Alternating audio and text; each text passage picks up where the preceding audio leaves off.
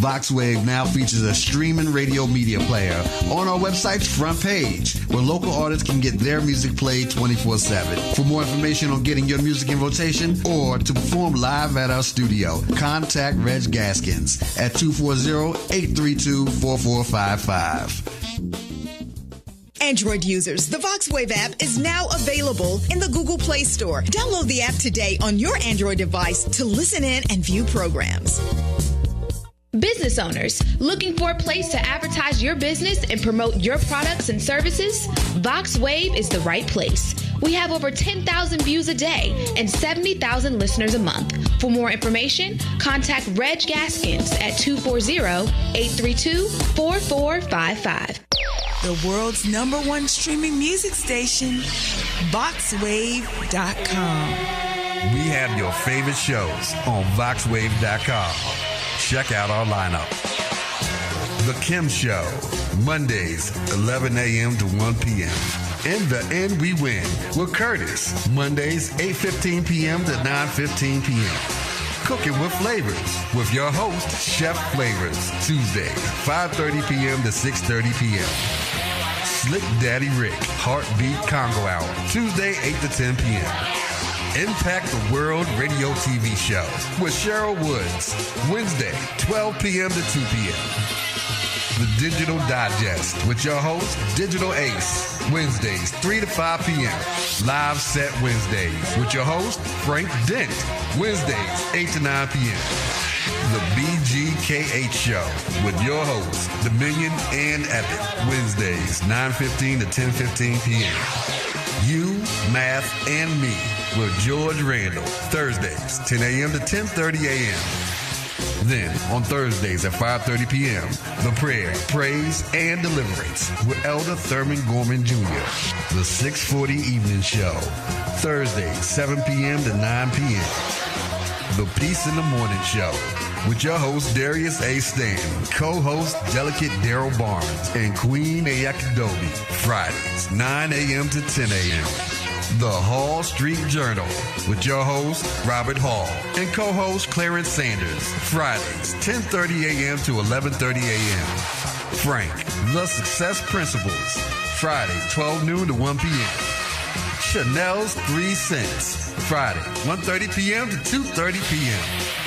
The Daryl Allen Harrison II Crime Victims Foundation Show, hosted by Daryl Harrison II, every Friday from 3 to 4:30 p.m. The Rush Hour with DJ Drew and Janique, every Friday from 5 p.m. to 7 p.m. Different Minds Show, hosted by DJ Bam 640 and DJ Andre Michael, and your co-host, MC Fran, every Friday, 9:15 p.m. to 11:15 p.m.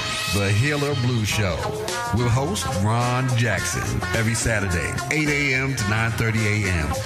Hour of Power, with your host, Reverend Winters Rogers, every Saturday, 9:30 a.m. to 10:30 a.m. And again, the Prayer, Praise, and Deliverance with Elder Thurman Gorman Jr., Saturday, 11 p.m. to 12 p.m.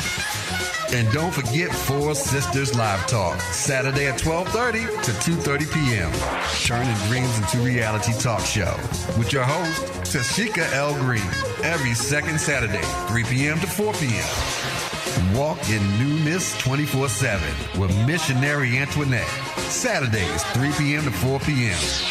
News, ULN, news and analysis, information, sports, and black history with your news anchor, Roderick Carter Willis, 4:30 p.m. to 6:30 p.m. Step your game up with the Youth Project, hosted by DJ Main and DJ Low Hefe, Saturday, 6:30 p.m. to 7:30 p.m. And don't miss The To Go Show with Kim Brown, Saturdays 9 p.m. to 11 p.m. I am Dr. Sharon Show, each Sunday from 10 a.m. to 11 a.m., featuring The Grind, Entrepreneur Network Spotlight, and Write the Book Now. The Riri Williams Show, Fashion and Style Hour, every first Sunday from 3 to 4 p.m. Real Talk 101, Sundays 6 to 8 p.m. And every third Sunday from 3 to 4 p.m., the Third Sunday Tea Talk Show with Dr. Akita Pearson.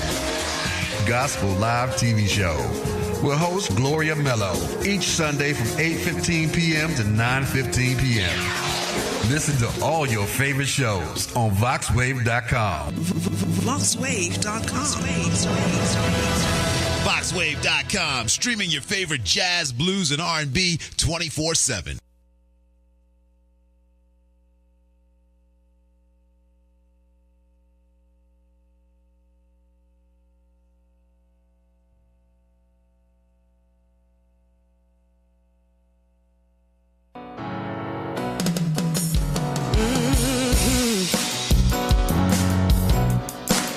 We have powerful words, we have powerful minds. We use our voices and freedom takes flight. And we're ready to work, we're ready to win. We have a strategy and now we can begin. We are standing bolder, shoulder to shoulder. Playtime is over. Playtime is over. Now you are a champion. God is my witness. Imperfect perfection. Living my mission and winning. See, we are influencers. We have fear but don't stop. I have the confidence to rise to the top. We are standing bolder, shoulder to shoulder. Playtime is over. Playtime is over. You know what it is. Hey guys, welcome. I'm Cheryl Wood. I am your host of Impact the World Radio. We are here every Wednesday from 12 p.m. to 2 p.m. And we always have a host of dynamic guests who come to talk about what their expertise is in the world, what their unique gift is in the world, and how they're using that to touch the lives of other people. So we're super excited that you decided to join us today. We have an amazing lineup. Sylvia Henderson is here with us. Janelle Harris is here, and youth superstar Gabrielle Jordan is going to be with us in our second half. Can y'all see both my earrings? I like to make sure I'm representing. I'm just saying. You know, it's so funny because when you're on camera, you can't help but look at yourself. Is it a woman thing? You don't know. Yeah, I'm not sure because I try hard. I try hard not to look at the monitor. Right, it's just to look at. I can't help it. I'm looking at myself because I'm trying to check out my teeth and check out my hair, and it just is what it is. Hey, I want to give a huge shout out to those who are with us on Facebook Live. Hey, Harris Floyd says, hey, Cheryl, sharing with my secret group. All right. Thank you so much for sharing it out. Hi, Melody Jordan Carr. Miss you, sis. Hey, Michael Green, and everybody who is tuned in on VoxWave.com. Hey, if you have a question during the show, you can call in, but please make sure that you call in with a question. The call-in line is for questions. You cannot listen to the show through the line. You have to be online at www.voxwave.com, VOXWAV.com. Here's the phone number if you have a question during the segment for one of our guests, 240-719-2560. Hey, Shanae, could you type that in the feed for me, sis? 240-719-2560 is the dial-in number if you want to call and make a comment or if you have a question. Thank you, Clara, for sharing with your groups. All right, so look, before we get started, a couple people I have to thank. Number one, I got to thank Tammy Turner, who is singing that amazing song that just gets us all excited to know the playtime is over every show. She actually wrote, produced, and performed that song specifically for the Playtime is Over Women's Business Conference that you guys know that I host every November. People keep asking me, Cheryl, when is the conference for this year? I don't know yet because I've been busy. So when I know, I let you know. All right, but thank you, Tammy Turner, so much for sponsoring that song for us to use as our anthem here on Impact the World Radio. It gets us moving every time. It never gets old. And then I also want to thank our platinum partners who have teamed up with us so that we can make this show possible. Cherie M. Good, who just had her 8th annual Recharge Health, Wellness, and Fitness Expo. It was bomb, y'all. It was all of that. And that's why you see this. I did not get a tattoo. This is henna. Henna comes off in about 2 to 3 weeks. And as you see, I kind of messed the henna up because I got the henna, and then I went and I did the workout sessions at her expo. So I was sweating the henna off my hand. So it is what it is, but I still feel cute. So anyway, so she has amazing vendors and exhibitors at her expo every year, which includes henna. You can come and get massages, anything that's about self-care. You can work out. You can come and get healthy food samples from chefs who come in and cook food specifically for the event. You can connect and network. It is such a powerful expo. And I want to give her a huge shout out, Cherie M. Good, for an amazing job with all of the hundreds and hundreds of people who showed up, from the community. And that's the thing, she does it for free. It's at no cost. It is strictly a community event that she does because she wants to serve the community. Thank you so much, Shanae, for posting that. So if you want to learn more about Cherie M. Good, you want to go to TotalHarmonyEnterprises.com. TotalHarmonyEnterprises.com. And then our other platinum partner is Ladrine Peterson, who is a career and business strategist. Her energy is like off the chain. Like if you're in her space, you're going to know that you've been in her space because she's positive, she's uplifting, she's empowering. I love being in her space.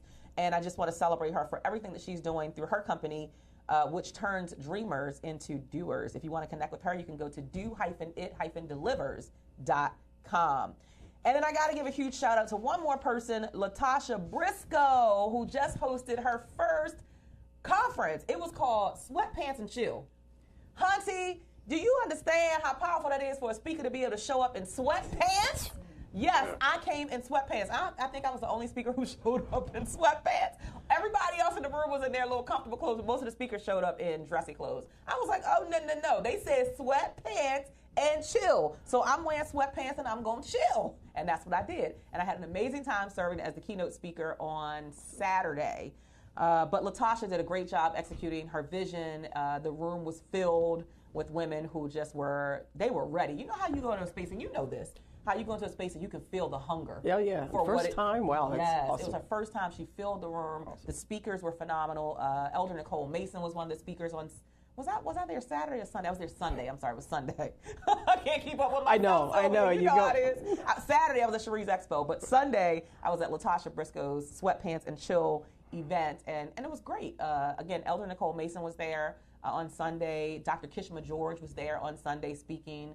Sherilyn Bennett was there, Pastor Sherilyn Bennett, I believe, and everybody was phenomenal. So I went there and got my church on, my praise on, my amen on, and then I told the mic up. All right. Kill two birds with one stone. Kill two birds with one stone. All right. So now that I've updated you on all those things, I want to tell you who's sitting to the left of me. She is a phenomenal woman that I am super excited to be linked to. She's always been a supporter. She's always been someone I admire and look up to for the work that she does. Her name is Sylvia Henderson. Please share this out, guys. Sylvia Henderson speaks, consults, and writes about the power of intentional groups and the third mind. I can't wait to hear about this third mind.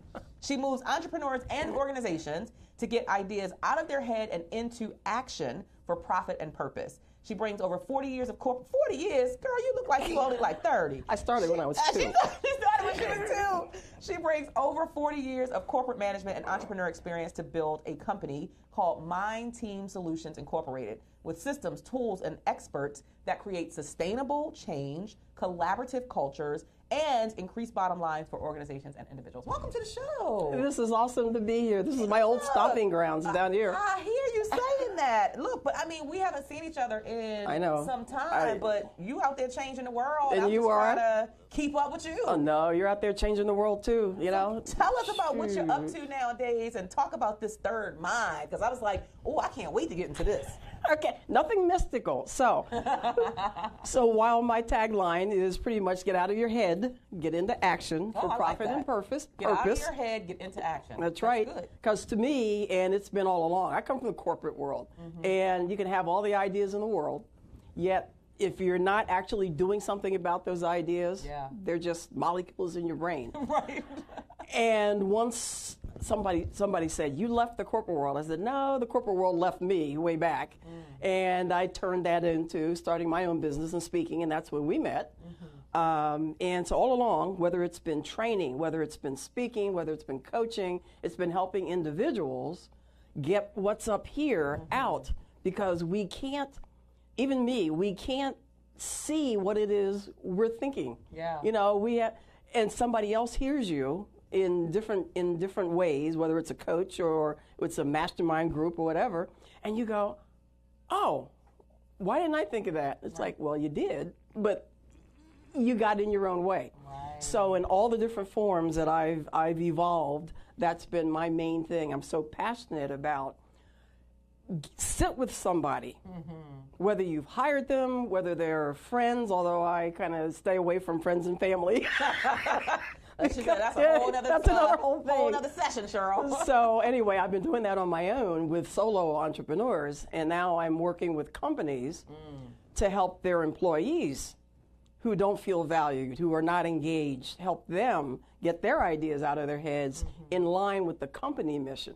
Because obviously if the company's paying me, Absolutely. I need to make sure they're working on the company mission. But it's still the same thing. Yeah. Ideation, strategy, implementation. Yeah, I think that's so good. You know, there's a saying that you can't be the picture and the frame, right? So you can't be the person who perhaps has the idea. You need someone helping you to pull that idea out of you. Yep. I know, because look, I'm a bad mamma jamma when it comes to helping other women. That's right. To get their thoughts out of their ideas, their stories. Like, I can pull it out of them. I feel like it's just a gift. But when it comes to me, I be like, crickets. That's right. I'm just sitting there looking at the computer like, really? What's up with this? Because you cannot be the person who's pulling your own idea. You need somebody externally looking in.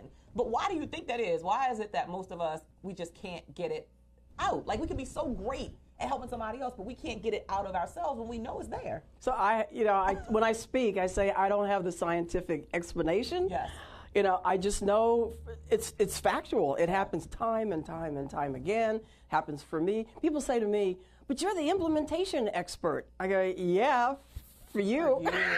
Yes. And so one of the things I tell people, I don't care if they're looking at me to coach or if they're looking at somebody else. I say, ask the person you're seeking help from, who do they go to? What do they do to get their stuff together, to get themselves out? And to me, if you're not doing what you need to do to grow, why should I come to you for my help? Amen. And so same with me. I've got people who are my mind team. Yes, I love my that. mind trust. I love that. Your mind team and your mind trust. Who is your mind team? That's right. Can we post that in Facebook? Who is your mind team? That's such a great question. And again, you cannot do it all on your own. So what are some of the key things that you would walk people through? You know, of course you can't give it all away because they need to pay a check. Write a check for that. But are there some little itty bitty things that you can share with us? Like, what's the process? Without giving us the how, what's the process that you kind of walk people through? Well, and this is one of the things that I don't specifically market to coaches and speakers, but a lot of them come to me. And one of the things I've said a lot lately is the steps, the knowledge pieces of what you are about. People can Google that stuff now. Right. So if somebody wants to find out, well, how do I implement my ideas? You know, I've learned to stop just, but my process. But they can find my process anywhere because my stuff is out there. So just Google. It's the how. They come to you to say, Cheryl, I love what you say. I love your content, but I can't do it myself. I need you to show me the how, to lead me through, to guide me. And so, I'm not going to, give away the ship, but listen, the process that I take people through and the questions that I ask are, to me, simple, but you find out the simple things aren't so simple to everybody else.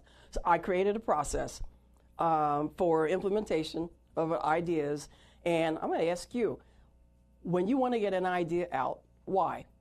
Why do you want to see an idea come to reality? I want to get it out because I know it can add value to somebody else. Okay. Any other reasons? Yeah, I don't want to hold on to it. I don't want to hold on to the knowledge that I know. I want to share it. I want to get it out. I want it to be structured. Okay. And I typically don't know how to structure it myself. Okay. And then for everybody who's watching or listening, think about why you want to get an idea out. To make money, whatever that might be, but the sum of it is that should have been number one. Well, can we go back? Number one is I want to make some money. Okay, then all the rest of the stuff I said. Let's get real clear. Thank you. Right. Thank you for see why you need somebody. You need somebody. You want to get this out because you want to make some money. Okay. But the net of everybody's answer is you want to make an impact on something. Yes. Your bottom line, your family, your community, whatever, the world. Yes. And so I created an acronym. I think it's an acronym, whatever. Where the impact, each letter stands for a certain part of the process. And so real quickly, there's 6 things that I take people through. First of all, I is for ideation. You've got something up here. You need somebody else. You need that third mind. To pull the information out of you. And that's ideation in a nutshell. And I'll take an individual through that. I take company teams through that. And it's really, It's so wonderful. I don't have to know stuff. I come into a room with a whiteboard and I just start asking questions. You know, explain to me your idea. And the less I know, the more I can say why, clarify. Yeah. What's that mean? What's the effect on you if you don't implement? All those kinds of questions. So ideation, first step. And this happened in the corporate world too. I just had to figure out what it is I did when I was a manager. How'd you pull your employees to make them do what they needed to do? So ideation, what do I mean? M, I say manipulate. Whoa.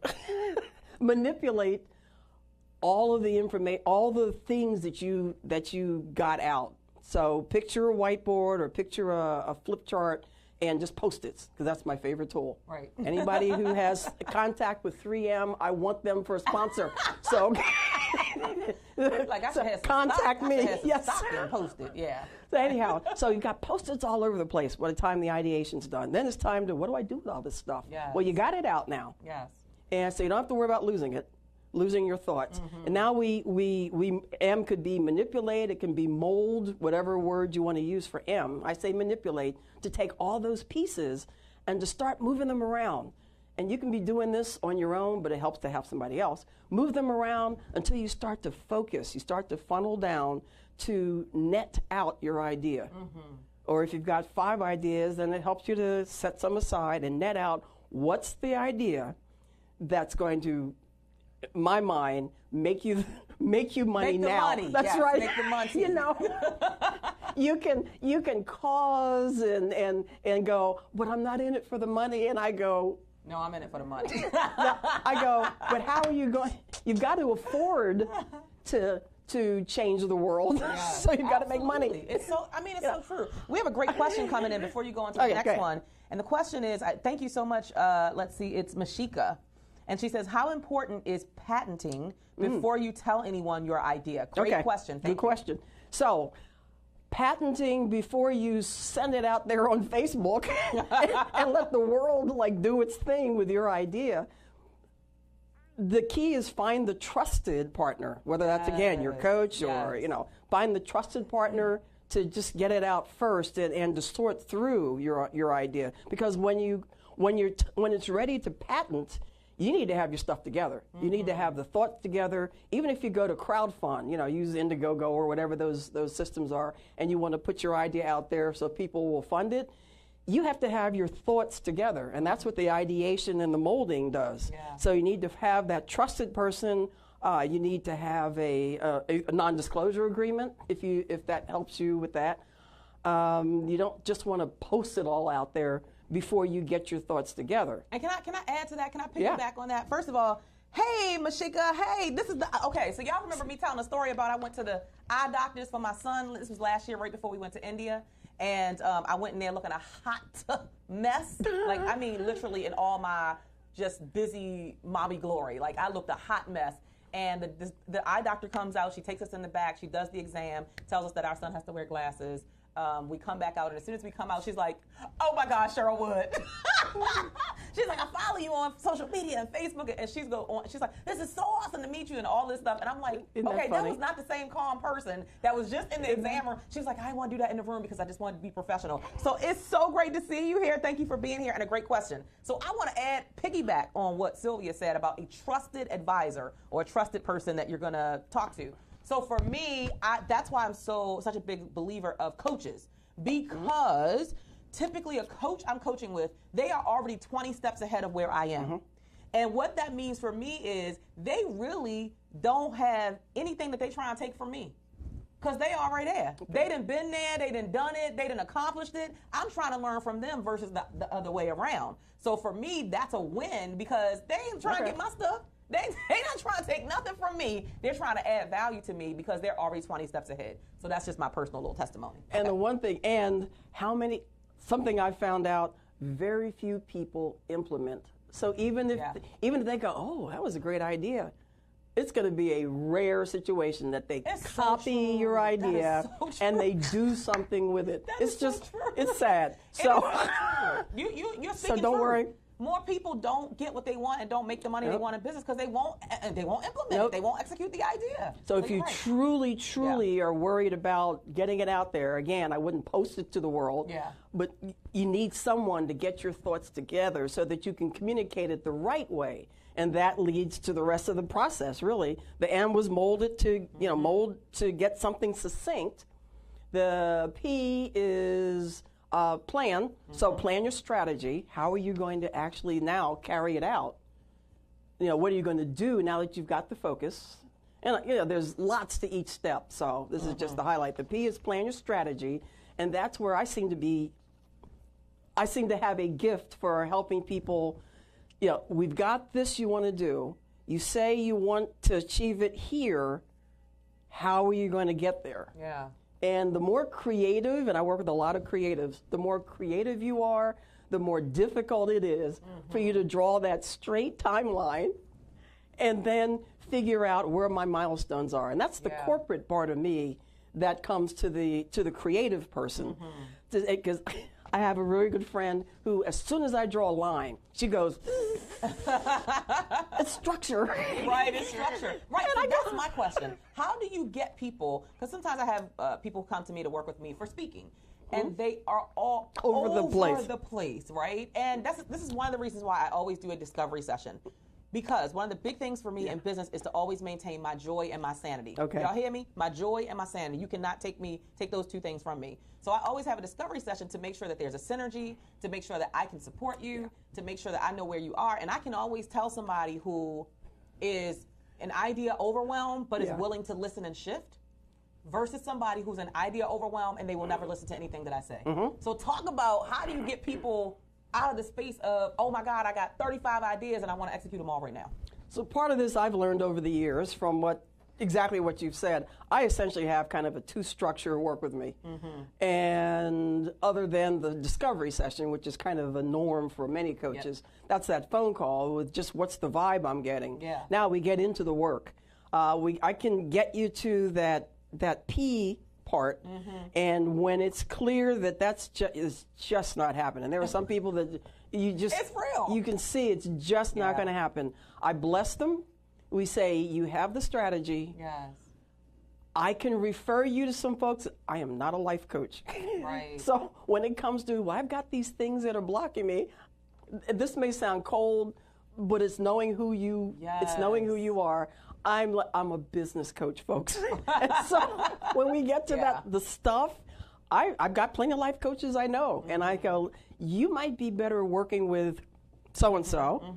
And I've got the strategic partnerships so that so-and-so can then say, you're now ready to really work. Or you're not, and that's fine. I've learned that the money isn't worth it when I'm stressed. You better say it. All money ain't good money. That's right. All money is not good money. Like, you got to know when this has crossed the line of, look, no return, I can't help you. And so like you said, it's playing in your lane. I'm playing my lane of greatness. I know what my greatness is. If you want to take your speaking business to the next level, come holler at me. Like, I got you. But if you're talking about sales, like, that's not my lane. I can teach you some stuff about sales because I sell every day, but it's not my area of expertise that I want to teach somebody else and train somebody else. So I agree, staying in your lane. That's right. Then the powerful thing that you said as well is having connections to other people that you can refer them to. And you guys, understand that sometimes you need more than one coach.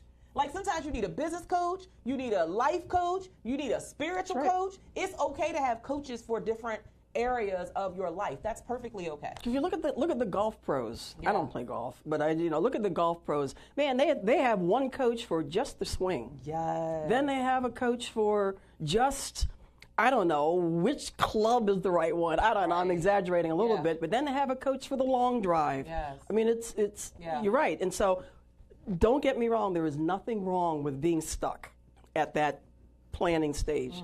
It's just I've learned I'm not the one to get you unstuck there. I'm the one to help you lay out your strategy and then set milestones to move you forward. And if you're ready or in the mindset to deal with that, that's my lane. And so the P is plan your strategy, the IMPA. A is action, and so some of the things you need to do to take action, we go through. We set milestones. you take this action, what will it look like? When do you know you've completed it? All those along the way. IMPAC. You think I know this, but it's like looking up spelling in the dictionary at this point. How do you spell that word? Anyway, the C is communicate, and this is where having your messaging together helps you there. So that's back in that M stage when I said, you've got to get your messaging straight. If you need the video to communicate your idea, we get that worked on. But it's mainly creating your messaging to communicate. You need to communicate to all different kinds of people. You might need to communicate to an investor. You might need to communicate to a banker. You might need to communicate to your faith-based, I was going to say minister, but whatever people practice for their faith. For their faith-based guide. You may need to communicate to another person to partner with you. Every one of those messages is different, and so we work out who do you need to communicate with to get your idea implemented, and let's work out that messaging. So anyway, that's the C. And the communication skills, training, and stuff I did in corporate, that all comes into play. See, and then the T is take measure. You go every so often. Remember I talked about you set a milestone, you do what you need to do to get to that milestone. You need to check, how are you doing? Yeah. Are you reaching that milestone? What stopped you? How do we adjust? All of that.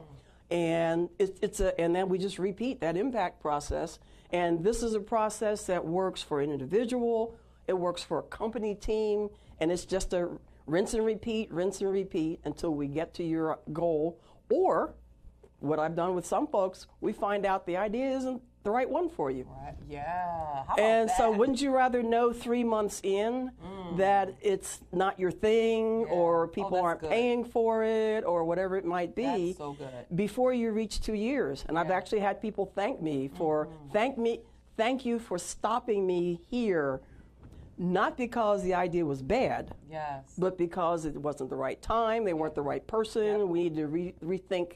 So There was no money in it. all of that. So all of that is what I take people through. And look, time is your most valuable asset. It's the thing you can't get back. So that's powerful for someone to be like, all right, look, this is not what I thought it was going to be. This is not going to play out the way I thought. So we're going to stop right now before I get any deeper into that. I mean, that can really save you so much time, so much money, so much energy that becomes almost wasted because you don't even move forward with the idea at all. So again, the impact is I for ideation, M for manipulate or mold, P for plan, that's your strategy, A for taking action, because look, you can know it all day long, but you got to take action. C for communicate your messaging, T for take measure. You got to stop and assess and analyze what's working, what's not. Should I continue? Should I abandon ship? You got to do that. So I love that that acronym and how you have it play out in what you do. Now I understand that you are also working on a book for the summer. So that's the fourth book, I guess. Because the book that I have the impact process all laid out in is, I don't say it's available at Amazon, but buy it from me. I don't get any money from Amazon. Anyway. You like buy it directly from me. That's right, SylviaHenderson.com. There you go. Somebody type that in the feed, please. Hey, Courtney. My name. Hey, Charlene. Hey, Amy. Somebody type that in the feed. So that book was called Hey, That's My Idea. Because what do we say when we... So the book title, Hey, That's My Idea. How to communicate, and I can't remember the subtitle, but it's about getting your message out. And it takes the impact process, takes you through it, gives you worksheets. I make you do each chapter what I talk about, because it's about action, it's about implementation. So anyway, that book's been out, and that's been the basis for the last 6 years of business, 7 years of business. So my new book so here I'm doing for me and for my business partner what I've done with other people, and that is we knew that we want to be thought leaders for companies implementing our Idea Mind Team process. And that's a different venue, and our messaging has to be different. So we're writing a book, or we've been thinking, we want to write a book. How many people say that? So I said to my business partner, I'm going to do for us what I do for everybody else. Absolutely. We set, in my National Speakers Association chapter, they have what we call book sponsors. And that means you pay a certain amount of money to present your book to the group and talk about it and do some other stuff that they do at NSA, the other NSA. And so I said, we're October. I paid already for October to be a book sponsor. So I said, that means we need to have a book. Exactly. That's right. So And that's what I do with other folks. And I go, oh my gosh. But I laid out, I said, so book's got to be publishable by the end of September, because the meeting is the second week in October. Yep. That means let's work our way backwards. Yep. There's X number of pages a month. There's when the cover has to be done. Yep. There's when the editing has to be done. And so we'll be writing a book about, and I think we're calling it 1 + 1 = 3, the power of intentional groups. Either that or the power of the third mind. And since you were intrigued with the third mind, I just might go with that. But I'll throw that title out too to see does that resonate with my market? Yep. Not with me, because I love the title. Yeah, and so that's the book. Like, that's so important that you assess what people want, not what you think they want. Well, that's taken a long time of learning, so that was not that was not instantaneous. Like, I was just talking about this. I was on a call, I think it was last night or the night before, and I was telling my clients that I had taken I was on an interview, that's what it was. It was a radio interview, and I was talking about how I had created this workbook. This was like when I first started. This workbook was like 300 pages long, okay? I was just like, oh, it's everything. People are just going to be fighting to get their hand. Honey, I ain't sell not one copy of this workbook because I never asked anybody what they wanted. I assumed what they wanted and put it together with all this time and energy and effort. Not one copy sold, and my little feelings were so hurt, but it was a lesson learned. That's right. 125-page workbook. I had the 3-day retreat. I had all of that. And after the first time through, people who felt sorry for me came. The second year annual retreat, you could hear crickets. Right.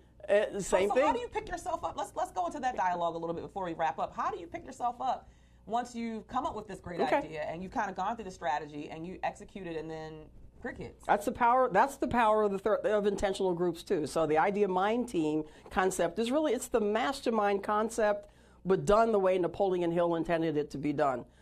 Too many masterminds now are promoted as 3,000 people in a room for a weekend. That's not a mastermind. No, that's not a mastermind. So anyway, these idea mind teams, it's having my own mind team, 4 or 5, a small group of people I trust who will call my stuff. Call me on my stuff, specialize in their own respective areas, sales, mindset, those kinds of things, and go, okay, here's what you did that you need to change, or what did you do that you need to change, all different ways that we approach each other. But it's really having that group of people who you formulate that group before you need them.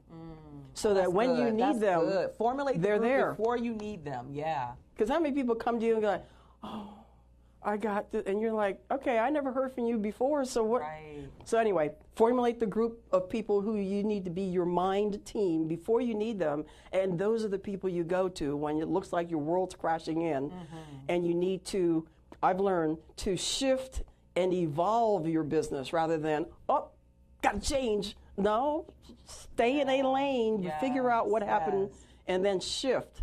And that's why nowadays I say my business has evolved from solo entrepreneurs to corporate. I love Same that stuff, language. though. So you can give yourself permission to allow your business to evolve into something else. I tell people all the time, look, I am quick about divorcing something that don't work. Fail fast. That's a term. If it don't work, I'm divorcing that thing. See ya, bye, got to go. Because it doesn't, what does it add, what value does it add for me to continue doing something that isn't bringing money into the business? I'm putting a whole bunch of time and energy and effort, but I'm not getting anything on the opposite end of it. That's right. Like, why are you doing it? So it's very important, I believe. And then, as you mentioned earlier, you stated rinse and repeat. But then I rinse and repeat the things that do work, which means you got to do your T, which is take measure. You got to measure. Okay, I did that ad. I put that ad out. I spent $200 on the ad. And as a result of the ad, we got 10 people who signed up for the program. Okay, we might want to rinse and repeat that. We might want to do that Facebook ad again or whatever it is. You have to have a way of measuring what you did and what were the results on the opposite end of that, so you can decide, does it work or does it not work? Now, what do you recommend as far as maybe, is there a time frame that people should give themselves for measuring and then be like, look, we tried this for the past 3 months or 6 months and it just hasn't produced what we wanted, so we're going to shift or evolve or pivot? That literally is an it depends answer. It might be 2 weeks for trying an idea out, depending if it's a small thing, like the ads, the ads that go out on social media. You get a pretty good idea in those 2 week in that 2 week time if you track them that's not working. That might be a small thing related to a bigger a bigger goal. It took a year to plan that retreat. So it was a year before the results were, I think I should have figured something out earlier, but I didn't. That we all do that. Right, that's true. So, and anywhere in between, I would say that's where those milestones come in. Yeah. The milestone is what is that? The SMART goals, specific, measurable, attainable, whatever. Set that milestone here if your goal is over here. And set a dollar amount. I'm going to only spend this amount, or I'm budgeting for this, or I need to get money in order to do the rest. And if it didn't work here, that's the figure out why. Do you need to drop it? Do you need to kind of go this way? It's an it depends, unfortunately. Yeah, and so I think the urgency is do something, guys. Like, get started with something. Get the idea out of your mind. Reach out to someone like Sylvia, or a trusted advisor or a coach or whoever you need for whatever the project is, and get it out of your mind, because what's the quote that says, you don't have to be great to get started, but you got to start to be great? Like, if you want to be a part of anything great or produce anything great, you got to start somewhere and give yourself permission to fail, to bounce back, to be resilient, to shift, to pivot, to evolve, whatever you need to get new ideas, be more creative. Say, okay, this isn't working anymore. And that's even once you get the idea going. Let's say it's a great idea and it's being executed well. You still got to be open to shifting and evolving as you grow. Everything changes. I love using the example of Blockbuster. Like, who ever thought Blockbuster would go out of business? Blockbuster's like, no, people aren't going to pay. People aren't going to pay to ship or mail the thing through Netflix. Hunty, Netflix came in and did what? Swiped Blockbuster out. So you always have to be open to changing and shifting and measuring and evolving to what's relevant now. And it's happening faster now. The power of change and evolution is oh my God, you cannot be the dinosaur in the room. You got to be willing to change. And that's the last piece, is the power of the group again. We get so emotional about our own idea. And so you've got to have somebody who looks at you and goes, how's that working for you? That's exactly what a good friend said to me about 3 months ago, and I went, oh. Honestly. So that's right. So anyway, that's the other power of the group. They help you, they call you on your stuff. That's why you can't have a good group. Will you agree that you cannot, in your mind team, you cannot have a whole bunch of bobbleheads? Oh, yeah, you don't want that. That's a good idea. Yeah, you should do it. Yeah, just to everything you say. When really in the back of their mind, they like, I don't know what you talking about, and this does not sound like a good idea. You got to have people, as you said, that will hold your feet to the fire and call you out on your mess. And be like, look, that don't even make sense to me. That's right. And then you got to be open enough and out of your emotions enough. Oh man, and that's hard. That's hard. When it's when you're a solo entrepreneur, man. It's like when they say no, what's that sales stuff? Well, don't take that personally. That no is just a chance for the next yes. So you're like, that no is an insult to me. It's almost like a chef. A chef is so offended when you send back anything. When you send back any kind, like that offends a chef. They're like, wait a minute, like, what are you saying? This is not good enough or right. It's the same way with the business owner. You're right. It does feel like that personal rejection, and it's very hard to open yourself up. But I think that's why. That's the power of what you're teaching people, is to have these intentional groups. Yeah. When you think about intentional, it means you went into it with some thought process. You didn't just pick a couple people like, oh yeah, you and you, we're going to have this group. Oh, there's a whole structure to the group that works, because there's a lot of groups that don't work. Yeah. So that's part of what my business is, helping you form your own, helping you learn to facilitate that group, or creating the groups with you. So that's fantastic. Yeah. I mean, this has been such a great conversation. Cool. It's this is great. So wonderful having you here. How can people connect with you, reach out to you if they need your services or they want to learn more? So easy. Just everything leads to my name, SylviaHenderson.com. And I found out you can text. You can text to my email. For all you folks who are under 30 and texting is all you do, you can text to Sylvia. I know it doesn't, I have to get the new email address, but Sylvia at, this will throw them off, Springboard Training, the older company, Sylvia at springboardtraining.com, and they can probably type that out there. Yes, please. That's my email. You can either email me or you can text to Sylvia at springboardtraining.com and say something in the subject like heard you on Impact Radio or something, or otherwise. Those hundreds of emails. Absolutely. Let her know where you heard about her from. So I want to give a huge shout out to Ladrine Peterson, who is one of our platinum partners. She's here with us on Facebook Live. Kimberly, all the way from Hawaii. Wow. Welcome. Thank you for being with us. I want Hawaii and then weather. Noah has a question. She says, just for clarification, so the third mind is having a mind team? Is that's the question? Yes. Yes. There you go. You got it here on Impact the World Radio. Look up All right. Look up Napoleon Hill and Think and Grow Rich, the book. I have nothing, no stake in it. It's out there in the freebie world. And he talks a lot. That's kind of the basis of what I do. I'm not a Napoleon Hill certified, whatever they call them, but I believe in his concept. Yeah, awesome. I love it. Well, thank you for being here with us. Hey, thank you for having me. We're going to be looking forward to going back and listening to the replay because this was great information. I learned a lot. I love the way you break down the idea, like getting the idea out there, manipulating it, then planning it with the strategy, then the action, the communication, and measure. Like, that's powerful. That's everything. So that was worth having you come in. Like, that was great. Thank you guys for watching, listening. Yes. Facebook Live, which I don't do, so I'm glad she's doing it. Yes. So we are going to take a brief break, and we're going to be back with our next guest, Miss Janelle Harris. We'll be back in just a moment. Awesome.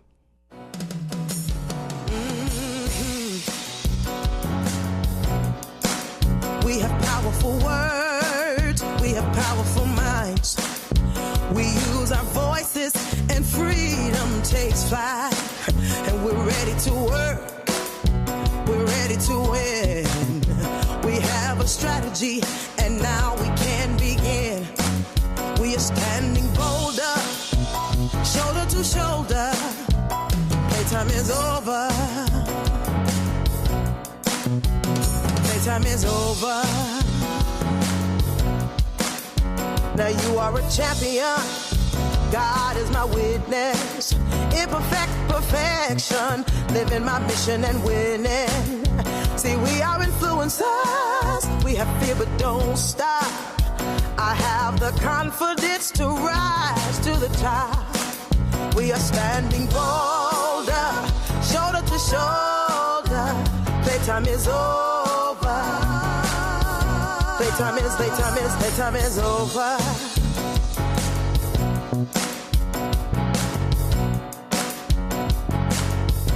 All I need is inside of me.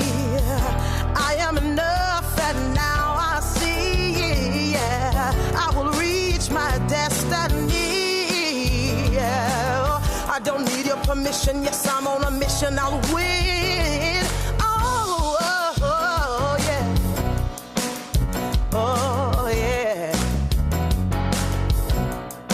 Now listen, I want y'all to repeat after me, okay? Because we're going to make some declarations in here today. Here we go. 1, 2, 3. I'm building my legacy for the whole world to see. You say, I'm building my legacy for the whole world to see. Say, I'm building my legacy for the whole world to see me. Say, oh, say I'm building my legacy for the whole world to see. Hey, that is Tammy Turner that you hear every time we take a break. She performed, first of all, she wrote the song, okay, based on what I do in the world of empowering women and helping women to stand shoulder to shoulder, being bolder and more courageous. So she wrote the song. She produced the song in the studio. She performed the song live at the Playtime is Over business conference that we had just in November. And now we've taken the song on as our anthem here at Impact the World Radio. So we just finished hearing some amazing, juicy stuff from Sylvia Henderson.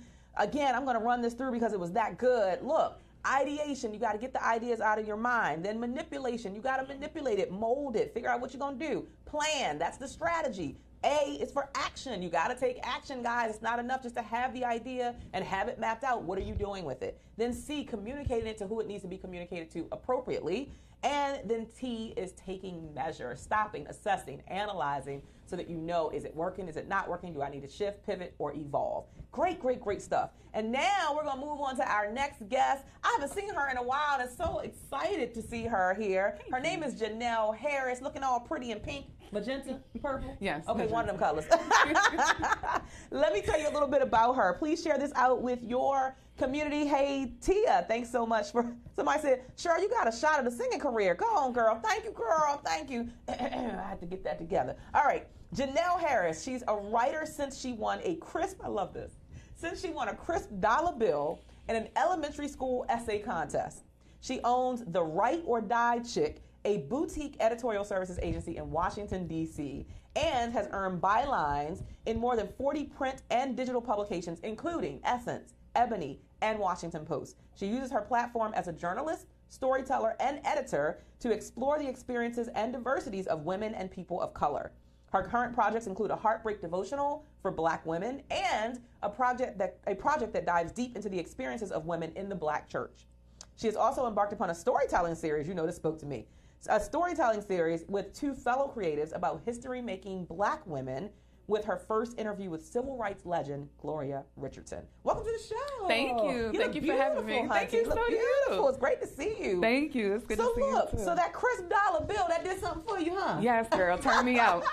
What was the essay? Do you remember what the essay was about? I can't even remember, but I used to write a lot about George Washington Carver, so it might have been about him. He was But she remembered that dollar bill. Yes, and it was crisp. I love it. So where does your love of writing really stem from? Did you get it naturally from, your parents? Was it kind of like, oh, I saw my mom write all the time or journal all the time? Like, where do you feel like it stemmed from? It came from just loving the way that words come together and putting sentences together in order to really articulate your deepest thoughts and ideas. It just came from that, and it's always been my greatest form of expression. So. That's amazing. So you say that, and when I hear that, I take that as, for me, it's verbally doing it. Mm-hmm. And for you, it's more a written thing. Yeah, I have to write it down. If I, even before, when I used to get on punishment and I would have to tell my mom why I thought I shouldn't be on punishment, I would write it out. And if she still has them. And so I would present my argument in a letter,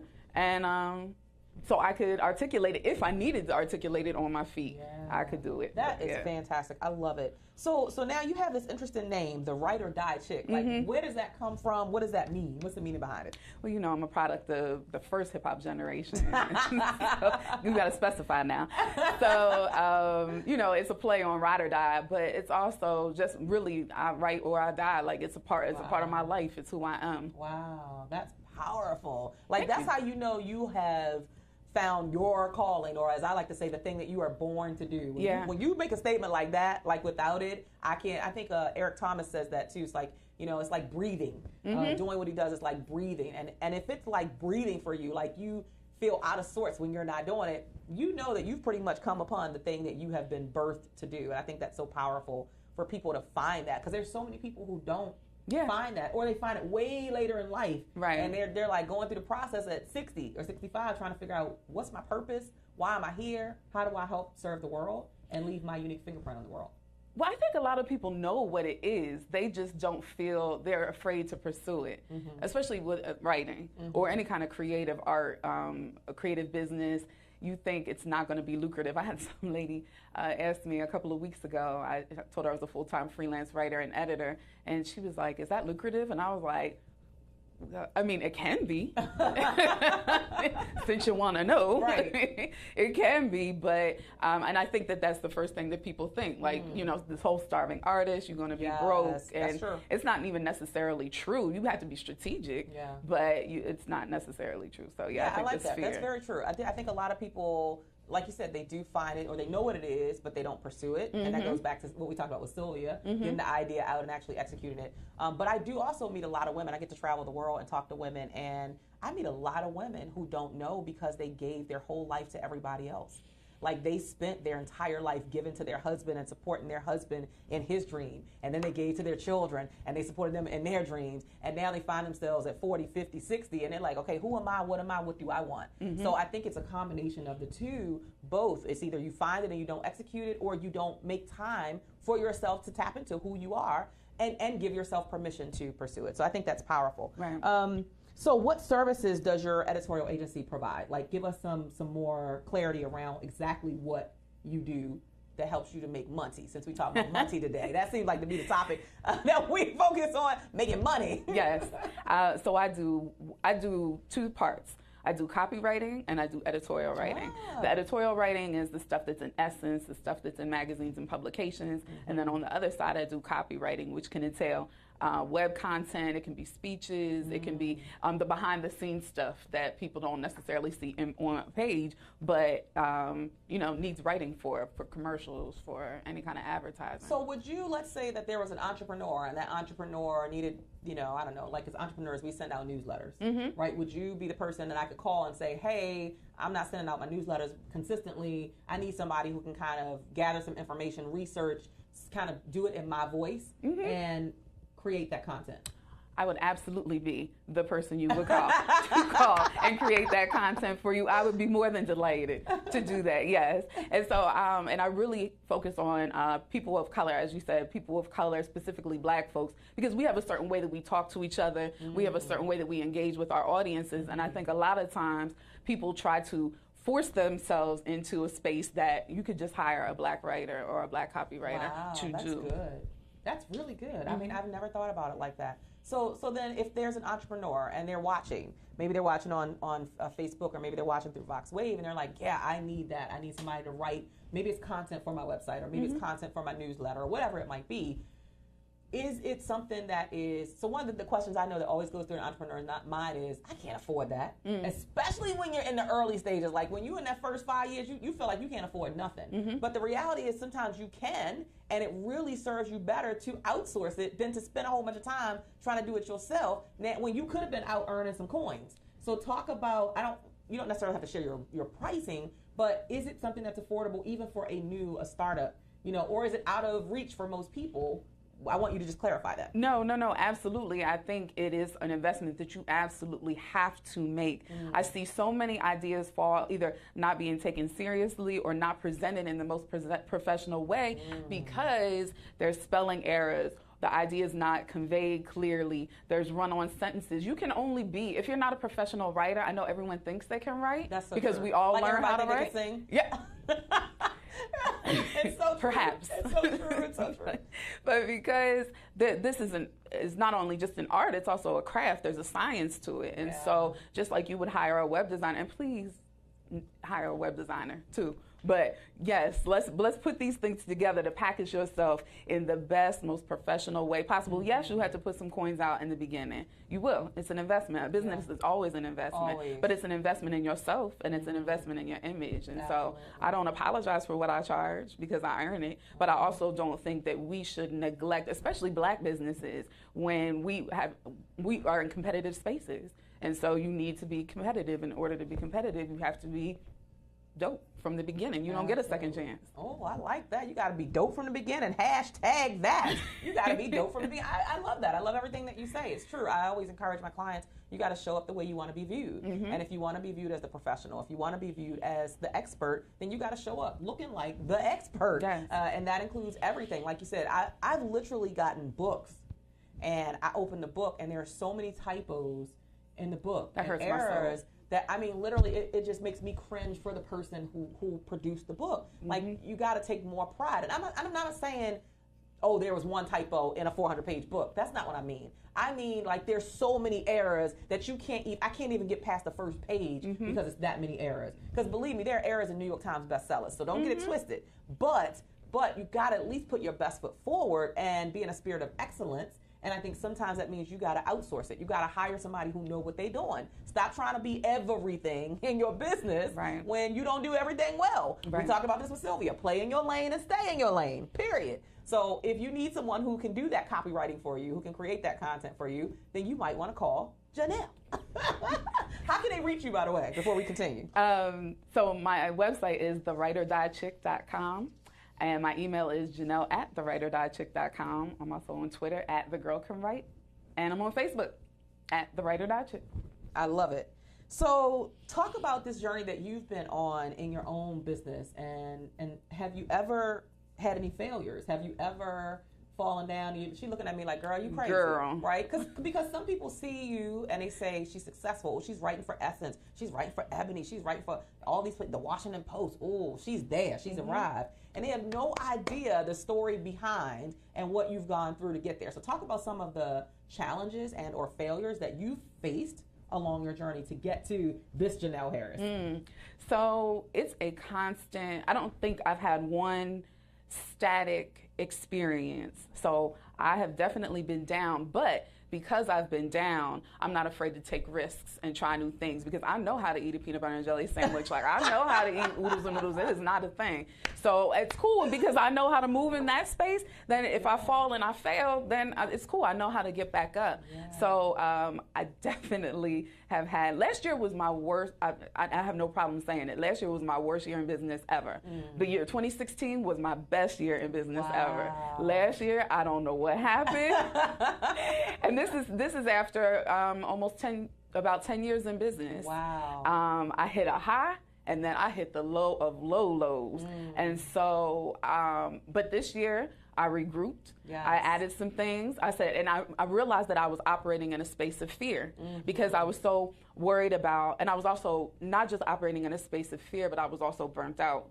Because I was constantly hustling, and I wasn't taking time for myself. So when I sat down in front of my computer to create, the words just wouldn't come. I was dried up. I didn't have anything to give, and I was tired. Wow.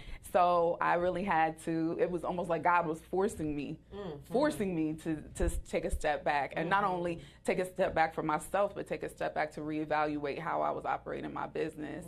And so this year, I tried some new things. I took some new risks and pursued some new challenges. And it's not, I can't say it's 100% yet, but it's definitely working out better in my favor than that constant grind. Because you can grind, Lord, yes, but are you grinding productively? Right. Like, you can do 18-hour day, and I feel like, especially in creative fields, we pride ourselves. And girl, I ain't sleep last night. I'm running on no sleep, team no sleep. Like, okay, you can be a team no sleep now. It is so true. It is but you're also going to be team tired out after a while. So you really have to be strategic and intentional about your time. Yeah, I love that. I love that transparency that with which you just shared. That it's so true. You can have look. The best thing I've learned in business is that you're going to have highs and you're going to have lows. You're going to have peaks and you're going to have valleys. I mean, you could think you the bomb.com, but you still could have a season where things are in a low, and you have to be willing to regroup, and you have to be willing to be resilient and get back up and say, okay, what's not working? What's going on? And sometimes it is God, I believe, sitting your butt down to say, I need you to reevaluate. I need you to look at what you're doing. I need you to take some time for you because, as you said, you grinding. You on hustle mode, hustle. But are you taking care of you? Because if you ain't here, somebody else gonna do it. They're gonna pay somebody else anyway. Right. You are replaceable. Right. Yes, you are. So that's one of the biggest lessons I came into this year with was like, Cheryl, you got to put you on your own calendar, and you got to make you a priority with all these people you serve. And like, guess what? The email's still gonna be there. I don't have to respond to the email at 3 in the morning. Absolutely. At 12 in the morning. No, I can wait till tomorrow. They're not gonna die. And I literally had to pull myself away from some of the bad habits I had created in my own business. So my clients had the expectation because I had created it. Right. So if I respond to you at 2 a.m. and 3 a.m., then you start to expect me to respond to you anytime that you send me an email. But if I put some boundaries in place, then I'm going to create that and you're going to follow suit. So that's a word right there, right, y'all? Shamika says, yes, awesome. Amy Taylor says, I love her honesty. Yes, absolutely. So we all going to face challenges. We're all going to have those highs and lows. You're going to make money. You're going to lose money. I mean, it just is what it is, a part of business. You're going to have clients who love.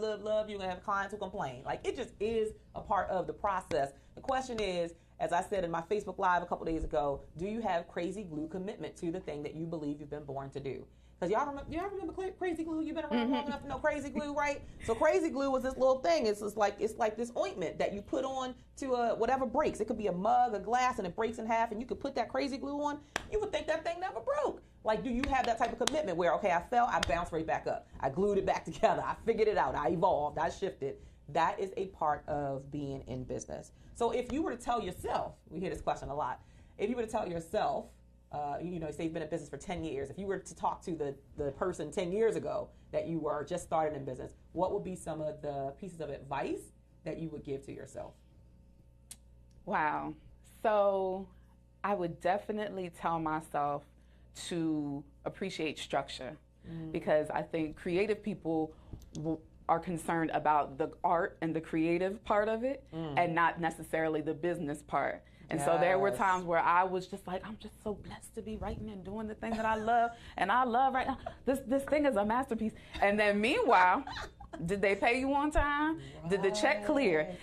There was one magazine that didn't pay me. I looked up and they owed me $4,000. Wow. That was definitely their fault, but it was my fault too because I wasn't staying on top of what I needed to be doing as far as on the business end, because it is a business. Yes. It's not, I'm just not out here creating art in the streets. Right. So just need to be on top of. And then when it came time to pay rent and stuff, the money wasn't there because I hadn't stayed on top of the business part. So appreciating the structure in your creative, and it doesn't, if you're in a creative field, that's one thing, but just appreciating structure.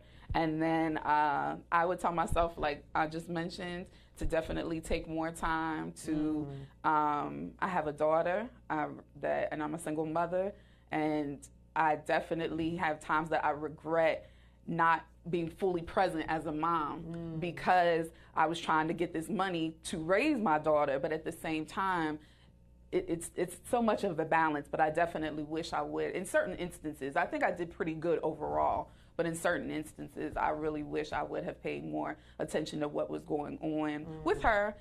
She struggled a little bit in school. I think I could have caught that earlier. So just being more present in my child's life, and just being more present in my own life. Amen to that. I love both of those. Appreciate structure and taking time for yourself, being more present, creating some level of, I don't really call it balance, but I call it harmony, creating some level of harmony.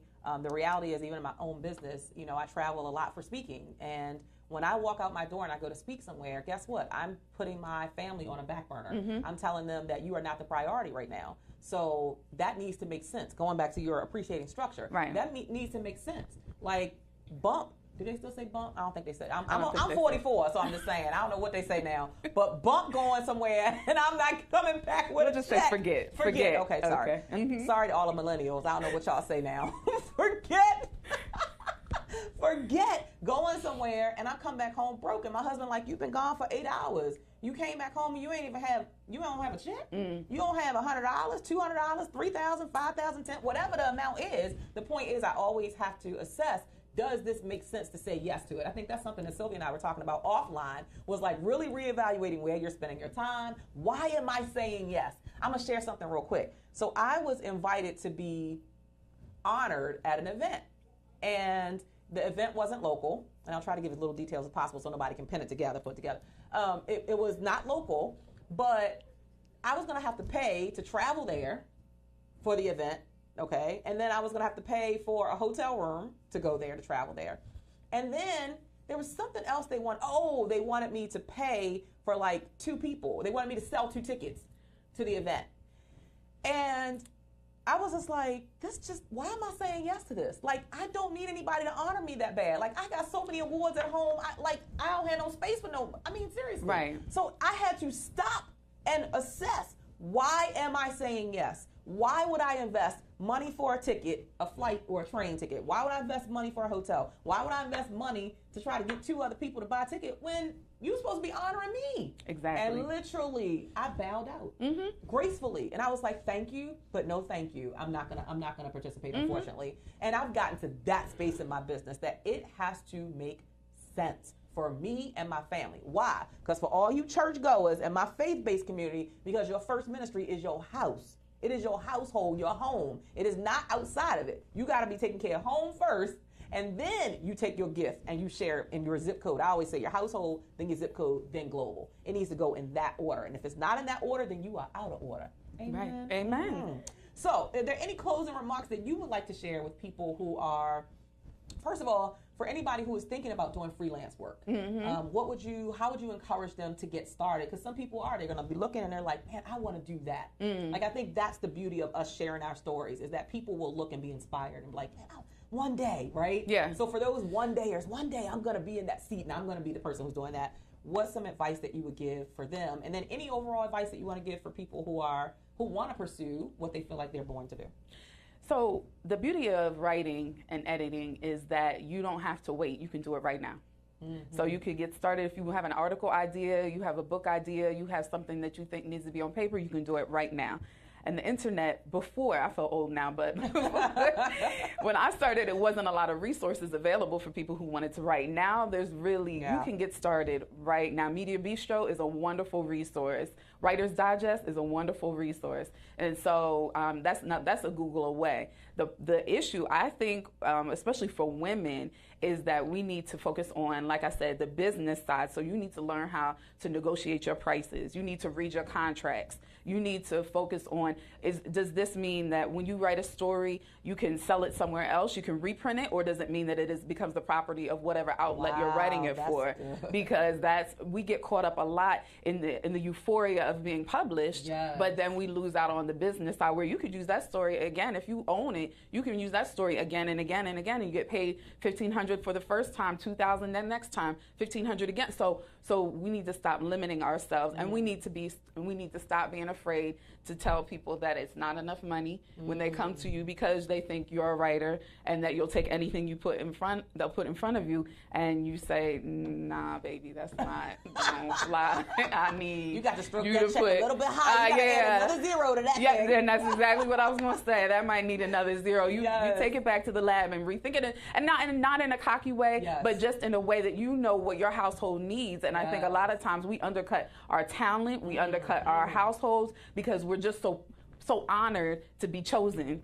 And it's not necessarily about being chosen. It's about paying your bills on time and having a retirement account and putting these babies in school and the school, and doing things for yourself and having fun. And that's where I think you can balance being creative and doing something that you love and being able to afford what you want. That, girl. You gave me goosebumps with that one. Like, you better preach. And that's the thing. And my thought is, look, if your hands are just like this, then it's just going, you're just going to take anything. You got to open your hands and allow, my belief, allow God to take things out and send things in. So you got to be open to everything is not the right opportunity. Everything is not, if it's undercutting you, like you said, and diminishing your value, then you have to be willing to negotiate or say no and walk away. And sometimes in walking away, it's the best thing that you can do. I know, because in speaking, I had to do that, like a lot. Like, I was free for a whole year. Anybody could have me for free. I'm free. All you have to do is give me a ham sandwich and a thank you and tell me how great I am. Because I was on that euphoria thing of, oh my God, they gave me a standing ovation. Okay, but I'm still broke. Like, I barely had gas money to get here, right? That's where I started. So literally, to get out of that space, I had to stop saying yes to everything just because I got to say I was a speaker at this event. So when I say you gave me goosebumps, that thing resonates very deeply. And it was my husband who became one of my accountability partners to say, I thought you weren't going to do that anymore. Period. Because I just kept saying yes and kept saying yes. Said I was going to say no, but kept saying yes because I couldn't pull myself away from, oh my God, I'm so happy I get to do what I love. Right. And we don't want to miss an opportunity. But is it really an opportunity? Is it really an if you couldn't pay the parking meter to park before you walked in the building, like, you need to rethink that. Sometimes it is. Sometimes it is. There are perks and benefits. It puts you in a room, in a space with people who have influence and power. So you do need to think and evaluate and strategize, but it can't be everything. Absolutely. Girl, you said a word. I love it. I know y'all are loving it. Everybody's like, yes, value is the operative word. Value, value, value. Amy Taylor's like, yes, yes, yes. Nova's like, teach, teach. Now, somebody says, how do you develop a price point in writing for others, such as articles, blogs, or editing? Do they need to contact you directly to inquire about that? How do you, the question is, how do you develop a price point? I guess, how do you know what to charge? Maybe for writing, yourself, for writing. Well, she says for writing for others. Such as an article, for other blog, people. Or editing. Okay. So I started off with a particular price point. Let's say I think I started off charging like $30 an hour because when I left my corporate job, that's about what I was making, maybe $30, $35 an hour. And so I didn't want to shortchange myself. I didn't want to take a step backward. But then as time goes on, I say always give yourself a raise. Give yourself a raise every year, even if it's just $10. However you work it out, make sure you give yourself more money and convey that to your clients because that adds to your value. It shows them, demonstrates that you understand your value, and it also demonstrates the value of your work that you're putting out because you're not getting anything. Nothing is coming back to you off of that. Say you write web copy that sells your client 10,000 units of something. You're not getting any money off of that 10,000 units. So you need to build in your own raises and increases. So I think that's how you have to figure out what your starting number is, and then yearly just build in. And as you add more services and as you increase your following. Yeah. So you got to start somewhere. I think it goes right back to when we said earlier that you have to just get started, and you can always shift and change and pivot along the way, but start somewhere. I mean, again, even for me, after the free, it was like I did a year of free, and I was like, I got to start somewhere. And I would be getting $200, $300 to come and speak.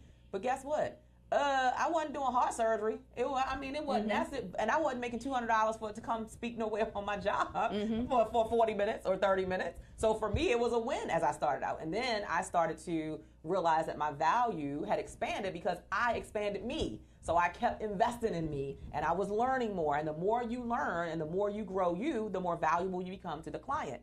Therefore, I could serve at a different level 5 years later than I did the first year, which meant my fee had to adjust with the level of value that I am delivering, right? So you have to make sure that you do, again, stop and assess and analyze what's the level of value, but start somewhere. And I think that was a great answer. Thank you so much. This has been an amazing conversation. I would love to have you come back again. You and Sylvia, y'all just fire, just everything. I love it. So again, how can they reach you? How can they connect with you? Social media, your website, or if they even want to work with you and hire you. Sure. Hire her. If you want to hire, HIRE, that means Monty. Yes. My website is thewriteordiechick.com. My email is Janelle@thewriteordiechick.com. You can find me on Twitter @thegirlcanwrite, and I'm on Facebook @thewriteordiechick. And I would love to work with you. There you go. And I think you heard it today. She knows her stuff. Like, it's very, very clear that she is credible and reputable. So if you need the services, you know what? Spend the coin so you can reclaim your time. I always believe you're either going to spend time or you're going to spend money. Right. So get some of your time back and outsource some things where somebody else is playing in their lane of brilliance. All right. Well, thank you so much for being here with us, Janelle. Thank you for having me. You've been a blast. We're going to take a very brief break, and we're going to come back with our final guest of the day, none other than the phenomenal youth speaker and author, Gabrielle Jordan. So we'll be right back.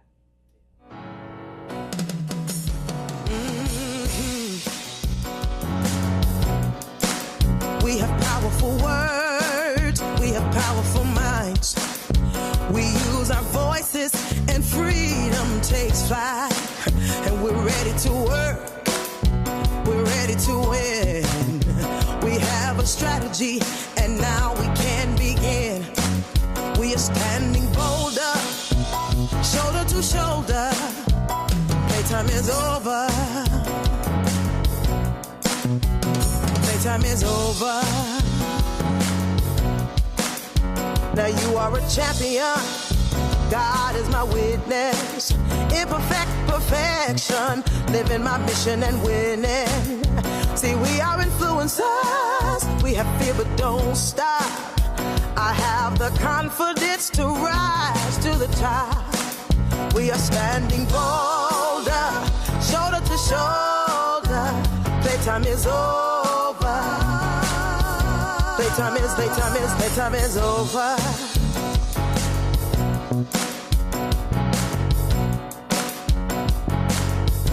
All I need is inside of me. I am enough and now I see. Yeah, I will reach my destiny. Yeah, I don't need your permission. Yes, I'm on a mission. I'll win. Oh, yeah. Oh, yeah. Now listen, I want y'all to repeat after me, okay? Because we're going to make some declarations in here today. Here we go. 1, 2, 3. I'm building my legacy for the whole world to see. You say. I'm building my legacy for the whole world to see. Say. I'm building my legacy for the whole world to see me. Say, oh, say I'm building my legacy for the whole world to see. You say,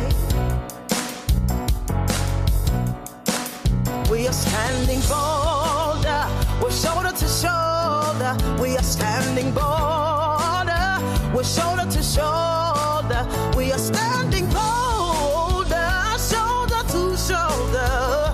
Bedtime is over.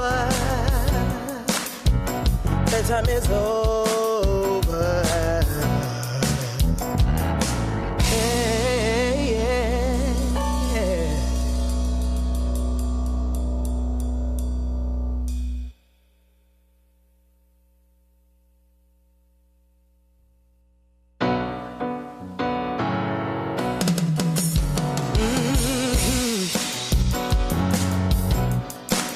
We have powerful words. We have powerful minds.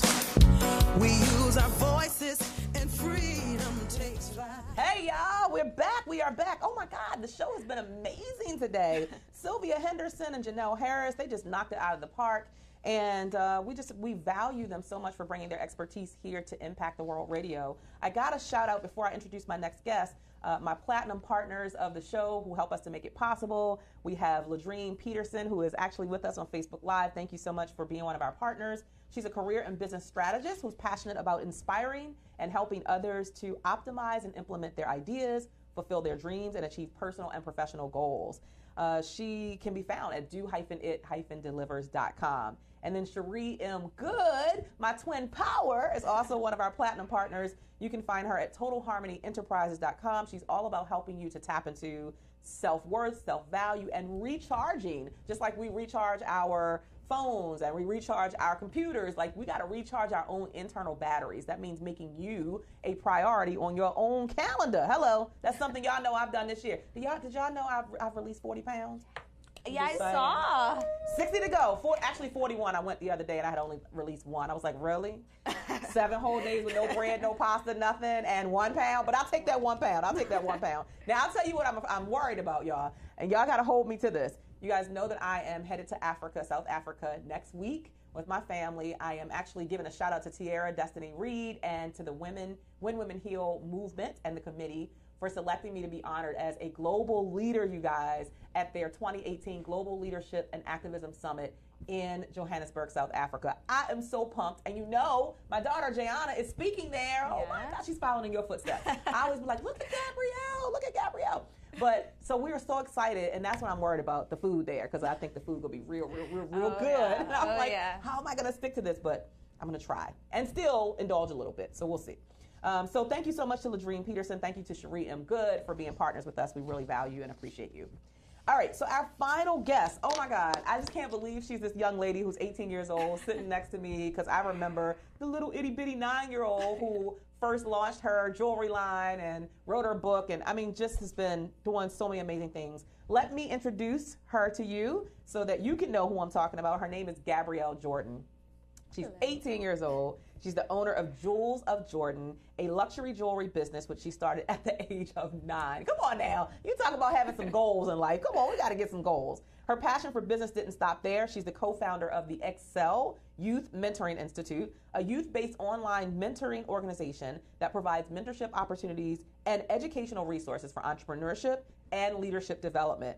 She has taken her experience in business and her passion for inspiring others to publish the nationally recognized, as you can see right here, and Amazon #1 best-selling book, The Making of a Young Entrepreneur, a kid's guide to developing the mindset for success, which launched her platform as a sought-after speaker with accomplishments such as TEDx. I'm just saying, I'm voted for. Could somebody bring me in for a TEDx?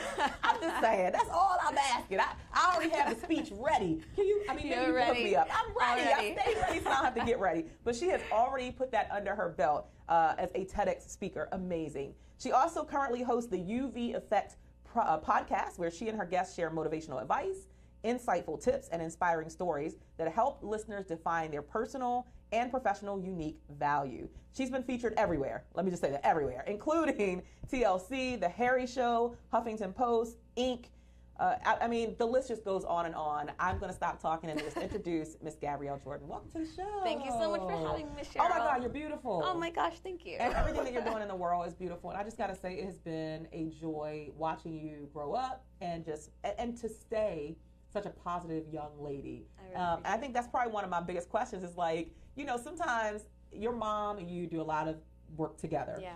And how have you managed to like maintain that healthy mom-daughter relationship, even when you were going through, you know, all the hormones and all of being a teenager? Because I know, because Jayana's 14 now, so we're going through, you know, she's a good girl, but sometimes she's had her moments. Right. So talk about that a little bit before we jump into the business stuff. Well, let me scoot in a little bit here so I can be more comfortable. But yeah, I think I'll start off in the beginning. My mom and I have always really had a good relationship. Again, starting with the business and having generations of entrepreneurs before me on my mom's side, and kind of knowing that legacy that I was being a part of, I think that already set like a nice groundwork for what I was about to do and what we were about to take part in. And my mom, always incredibly supportive of everything that I was doing, always watched me and was willing to put time and energy into me, which was just so big. And I think as I've grown up, I guess, and as I've gone to my teenage years, and now I'm in that young adult years, I think it's definitely because I've, you know, gone through the hormones and everything. There's been those shifts and rockiness, but I think that when it comes to a relationship, we have to do two things. One, work on communication, and two, look at yourself and see what you might be doing wrong. Because, you know, I always believe that in any problem or any situation that there's two sides, obviously, that it's never just one person's fault or one person's, you know, burden to bear. Absolutely. And so I think being young and also having gone through business for most of my life and learning some of the things that I've learned, I kind of matured quickly and realized something that is really important, and that is to make sure I'm looking at myself, that if I'm, you know, debating or feuding with my mother, that I'm making sure to look at, okay, so what am I doing wrong here? What is she doing wrong here? And then once that's clear, then you can move forward. And I think that's kind of how I've gotten through most of the things that we've had to fight through, but it's also been pretty clean. I love that. I love your relationship. I love seeing the two of you and how closely connected you are, that you've maintained that relationship. And you might not know this, but you are a topic of conversation in my house often, just because I think it's great to have that model to share with, you know, as I'm raising my daughter, and now she's 14, and it's like, you know, I love the relationship that Gabrielle and her mom seem like they have, and I just want us to stay that way. So we talk, like you said, and we communicate all the time, and I want her to know that she can talk to me about anything. So that's fantastic. Now I know firsthand that you started the jewelry company when you were 9, because you launched it at an event that I had. I think it was it Diva Time with Mom? Yes, it Diva was. Time with Mom. This little 9-year-old, I was like, what in the world? Like, I need some real life goals. She's literally been doing this since 9. So where'd the love of creating jewelry, where'd that stem from? I have no idea. I still love that answer. I have no idea. Like, my family, again, like, we have generational entrepreneurs on my mom's side, right? So, but there's seamstress, there's graphic designers. My mom's a financial planner, and then you have, you know, basket weavers going back. Nobody was doing jewelry. They were all creatives, but jewelry was not really that thing. But for me, you know, for as long as I can remember, I've just had this strong attraction to it. I remember going on, you know, the street, looking at like, I would go, you know, walk across the street with my parents, turn around and see like this little flicker, and I'd let go of my parents' hand and run back and grab something that was shiny so I could take it home and make something from it. And that was even before I started teaching myself how to make jewelry. It was when I was 7 that I started actually going onto YouTube. I taught myself anything that I could, everything that I could, and then started selling what I made at school. And from there, I went on to start the business and everything. So honestly, I don't know where it started, but it was like an initial passion that I recognized, and I wanted to go forward with it. Yeah. I love it. And I love when you came to that first event, you were like, I didn't know if anybody was going to even buy my stuff. And people did purchase it. I almost sold out completely. It was crazy. Yeah. And I mean, I think that goes back to what we talked about earlier with Janelle and Sylvia, which is just get started. Like, it's okay if you have some fear. It's okay if you're not sure if people are going to receive it or not, but don't just back out or not do it, not execute because of what you think, what you're assuming. And sometimes our assumptions are wrong assumptions. And I would, to add on that, there's a story I used to tell all the time when I was younger and I started speaking. It was about the event, and I remember when you were doing this thing where you were passing the mic around to each vendor so that they could introduce themselves. But I was telling this, I used to tell this story all the time about how I was so nervous out of my mind. Of course, my first time, I was such an introvert, so shy, and I was not expecting that at all. And I used to tell that story about how I just felt like I did a terrible job, and I know I did. I did pretty bad that time.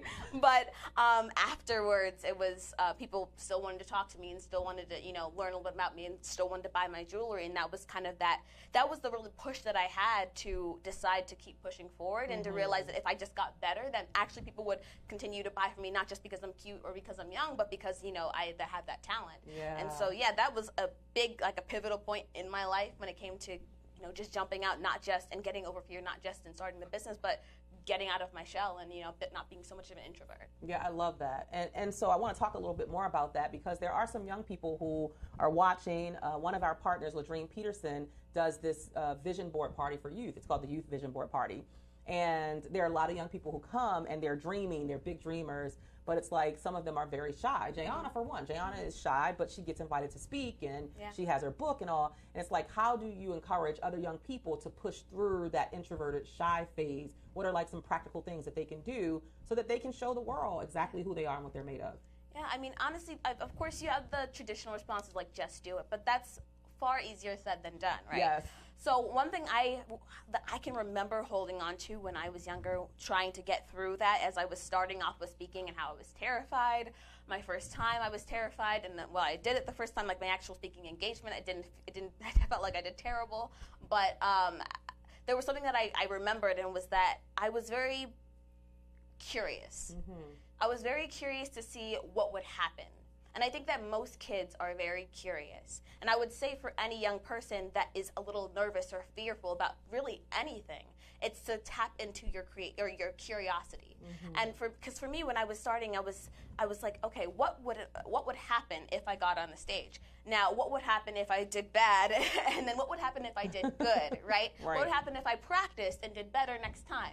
So it was always kind of like, what would happen, and then not just letting it be that question, but now actually going out and trying to figure out what that is, going on that adventure in order to figure out what the answer would be. So I think I often look at fear or, whatever it is, that thing that's kind of blocking you as like a giant wall. But that giant wall, I just imagine that there's a door in the middle of it that I have the ability to walk right on through. And it's really my decision to be curious enough to open that door and see what's on the other side, even if it's not, pleasant. You still have to go through and then ask yourself again, okay, what can happen if I do this next time? And that's kind of where improvement comes from, I think. Always wondering what can happen next if I do this, what if I do that, trial and error. And I think just that curiosity is such a huge thing that people, especially when you're young, to really grasp and hold on to, because it's what will take you so much further. Yeah, that's a great response. The curiosity, giving yourself permission to explore, and like you said, go on the adventure of being curious, curious enough to what could happen, what might happen.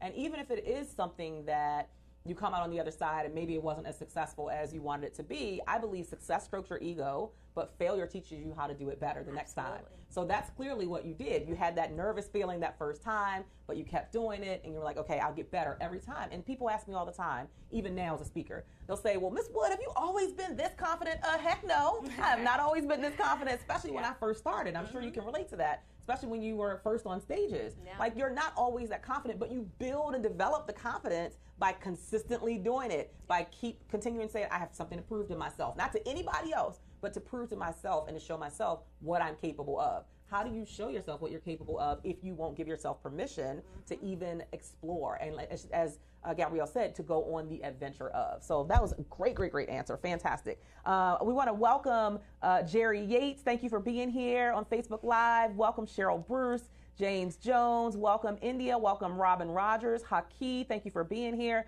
We appreciate you guys being here. Please share this out. We're talking to none other than youth speaker. Well, I don't know if I call her youth. She is still a youth, but she's a speaker phenomenon and author, Gabrielle Jordan. So I want to talk about some of the biggest lessons that you've learned, perhaps through going through those doors of curiosity, but failing.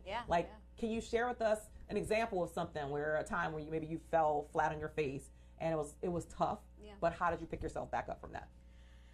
I think, let me see if I can figure out, because I know I have experienced multiple different situations, especially when it comes to speaking and doing things that kind of getting me out of my comfort zone kind of thing.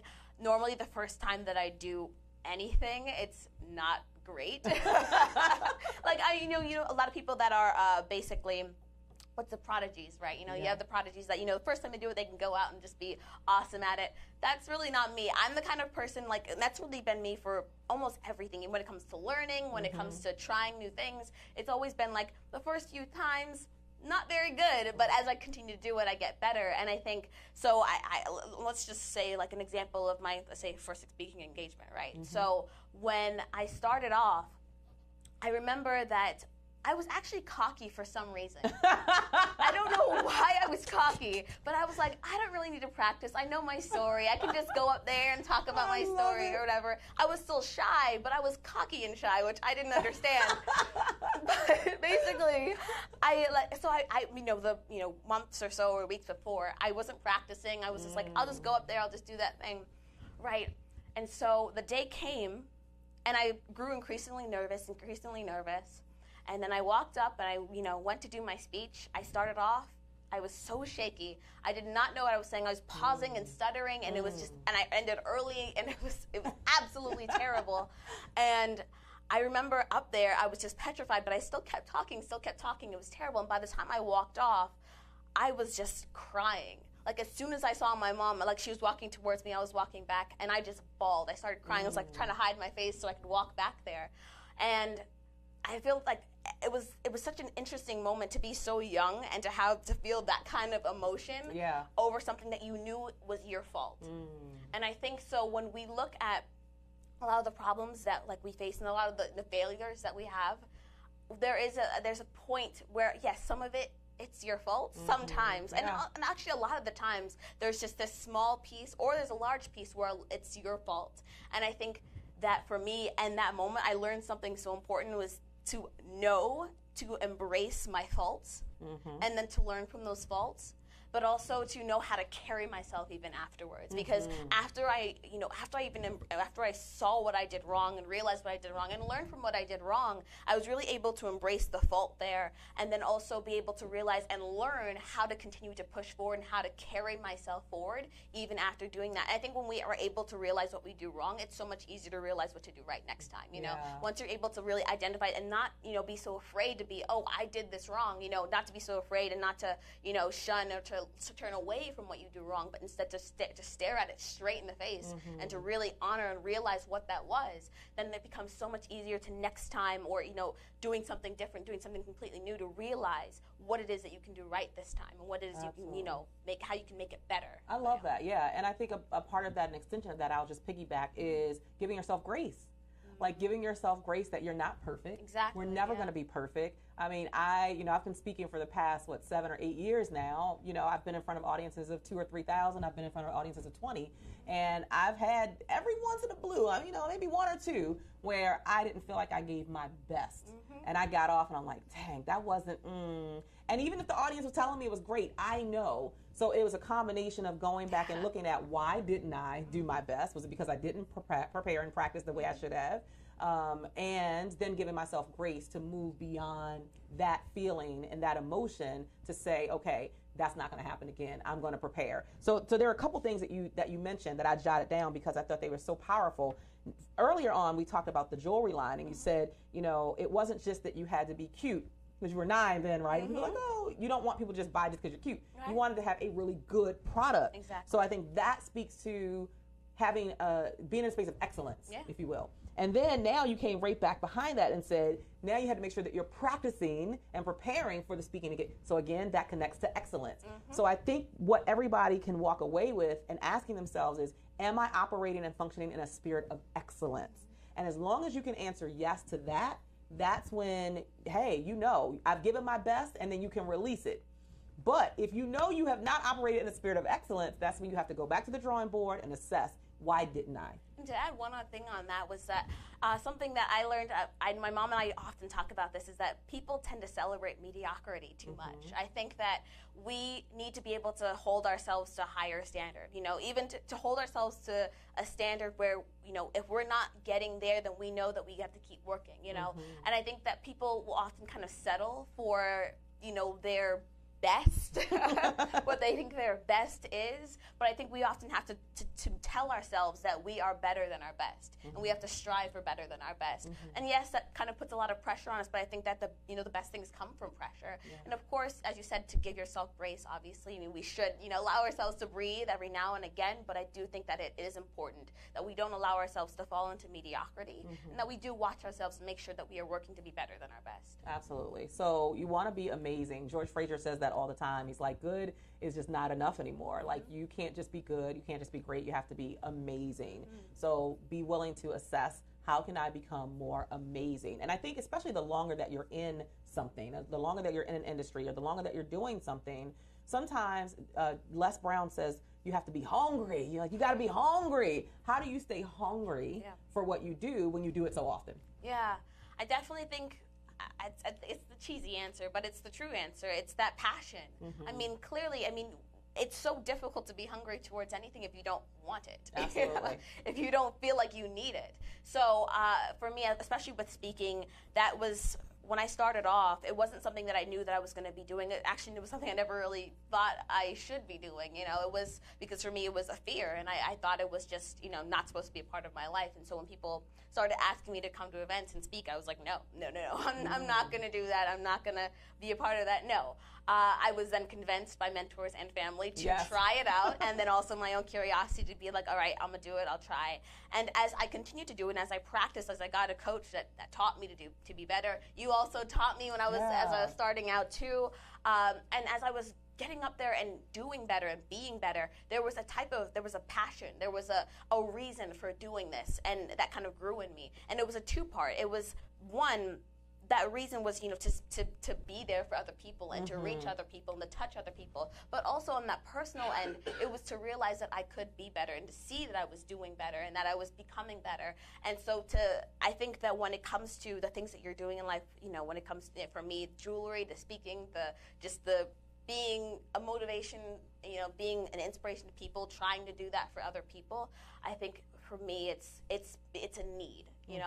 I don't want to do that anything else. I want to go after what it is I feel that I need, so that passion is what's guiding my life, and that's what's being, that's what's train. That's the train that's carrying me forward. And I think that's really the only thing that can truly hold you to doing anything that you're working towards right now or working on right now, is the passion and the need to do it. Absolutely. And the other part of that is, I believe, having compassion for the people who are waiting for your unique gift. That's what this whole show is about, impacting the world with your unique gift. What is that unique fingerprint that you have that nobody else can duplicate, no matter how hard they try, that the world is waiting on? And especially from the speaker perspective, it's like, you can never get tired of telling your story, right? And you should always share it the same way you shared it, as though you're telling it for the first time, because it stems from a compassion for the people in the audience to know that, somebody in this audience needs what I am about to share. Like, it doesn't matter if 30 people in the room have already heard the story before. There might be one who has never heard it, and maybe they came here for that blessing today. So I owe it to that person and everybody else who needs that message in that moment to share it with the same enthusiasm, the same passion, the same drive and zeal, as though I was just telling it for the first time. And so that, I think, stems from compassion for people who are in the audience and knowing that they're seeking something. Because people don't just come to events just because. Like, people come to events and they listen to webinars and podcasts because they're seeking something. We only seek out things that we feel like we're missing or we need. And so having that compassion to know, I have an answer to somebody else's problem right now, I believe also for me keeps me energized and fired up every time I get an opportunity to speak on a stage. It's like somebody needs me right now. And I definitely say too that also comes from confidence, because a lot of people will go on stage. For me, when I started off, when I was going on stage, I always thought I was going up because someone asked me to come up there. But when I started growing confidence and also going off a stage after I spoke and people were saying I needed that, or that was so empowering, that pushed me to do this, now I'm going to start a business, or I'm going to restart the business I gave up on. Like, once I realized that people actually needed it, there was a kind of confidence to realize that I'm not just up here because someone asked me to be up here. I'm up here because someone needs me to be up here. And I think that, having that confidence, I know a lot of people sometimes are so shy and they kind of think, oh, I'll do this just because I can, or just because I should, or whatever it is. But people really need to come from this place where it's like, I should do this because I need to do this, you know, that this is what I'm supposed to be doing for this person here or that person there. Absolutely. And having the confidence to realize that no matter what crowd you're speaking in front of, there is somebody, you know. Absolutely. Your story is about you, but it ain't for you. Exactly. You guys hear me say it probably every show. Your story is about you, but it ain't for you. So you went through it. You went through whatever the mess was, the trial, the challenges, but now you came out on the other end with lessons learned, valuable lessons learned, and you don't ever want to keep that knowledge to yourself. Like, that's just kind of selfish. To know something, to have an answer to something and not share it, like, come on, we don't want to do that. Exactly. So let's talk a little bit about kind of a lighter side, which is how do you maintain being a teenager while you're like this world-renowned speaker? Like, I'm sure you probably can't even go to the grocery store anymore. You're like, Gabrielle, they're yelling your name. Like, how do you maintain and kind of balance the whole, okay, I'm still just a kid with, oh my God, I am this world-renowned speaker and author that people actually look up to?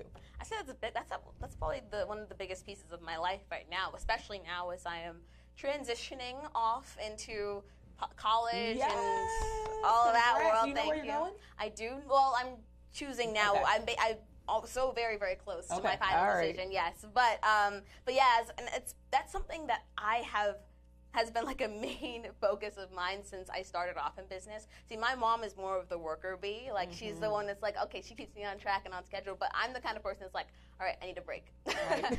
I need to stop right now. Right. I'll be back later. But yeah, like it's so important to me because I'm a creative, right? That's my mind. My mind is very creative. It's very open. And for me, in order to operate, I need the freedom. I need the space in order to think. Because once I get so congested, my brain is just heavy and I can't think. And so, and I can't create. And so, yeah, it's always been such a huge proponent of me. And whether you are creative or not, that is just true across the board. When your brain, when your body, when your soul becomes just heavy, it is so difficult to operate. And so you have to be able to be aware of where you are mentally, physically, what's happening right now in order to figure out what the problem is. Because obviously if you're at some kind of point, I think for me, I often find myself at certain points where I feel just kind of heavy, or I'm just looking at myself and saying, okay, it's really hard to work right now. It's really difficult to do this right now. And you have to figure out, okay, why is that? It's because I've been working too hard on this. Am I doing something I'm not passionate about? What is that? And then try to take that break to move away and to watch and to look and see what it is that's going on. I'm a big proponent of that. I think breaks are so important. If you go across the country, go across the sea, most in different countries, especially in European countries, they are having holidays like every 3 months. It is crazy how many breaks taking they naps have. in the middle of the day. Exactly. I'm like, that's my That's ideal your life. lifestyle, Right? yeah. Like because that's so important. I think we push ourselves a little too much. I think we put too much pressure in the sense of how much we have to work. And so much better, it's so much more important to work smarter, not harder, right? And so we do have to kind of figure out how can we work smarter and how can we give ourselves the time we need in order to create the most efficient way and the best way and the smartest way.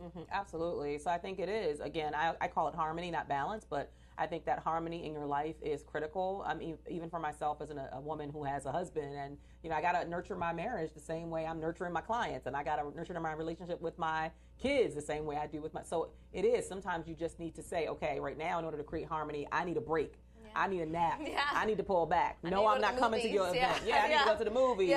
Whatever. And sometimes you have to say no to people. So how do you deal with that? Like sometimes, you're just like, look, I can't. I just can't do it. How do you manage saying no, even sometimes if you want to say yes? Well, in the sake of wanting to say no, I'll just say no most likely. But if I want to say yes, I tend to have it's actually kind of a process for me. It's because I'm a person that's very self-aware. It is so important to be self-aware, to understand where you are, and also to understand like what your company needs too, and as in relation to yourself. And so for me, when there is a situation where there's speaking an award, right, that I am, they're saying, oh, you can come and receive this award. Like there was once in I think it was last year, I was invited to in India to receive an award, but you had to pay for your own trip and your own hotel and a few other things, and there was a lot going on at that time too on my plate. And so it's that kind of thing where you have to be able to kind of just suss out the situation and to also kind of remove emotion out of it. Right. Because it's so easy to be so emotionally attached to these things because, oh, I want to go to India. And like, oh, I want to receive this award. It'd be so cool to post this on Facebook. But that's the kind of now things we're going to talk about that. Ain't that the truth? Yes, yes. But, you know, you kind of have to look at these situations and realize that, you know, this is not about emotional. This is about, okay, is this going to impact me positively or impact me negatively? And once you can figure out that, then it becomes so much easier to realize what your yeses and nos should be. Yeah, that's so good. I mean, you just like transitioned us right into a great point, which is I always share with people, it's like, you know, stop getting caught up in what you think you know because people put a snapshot up on Facebook.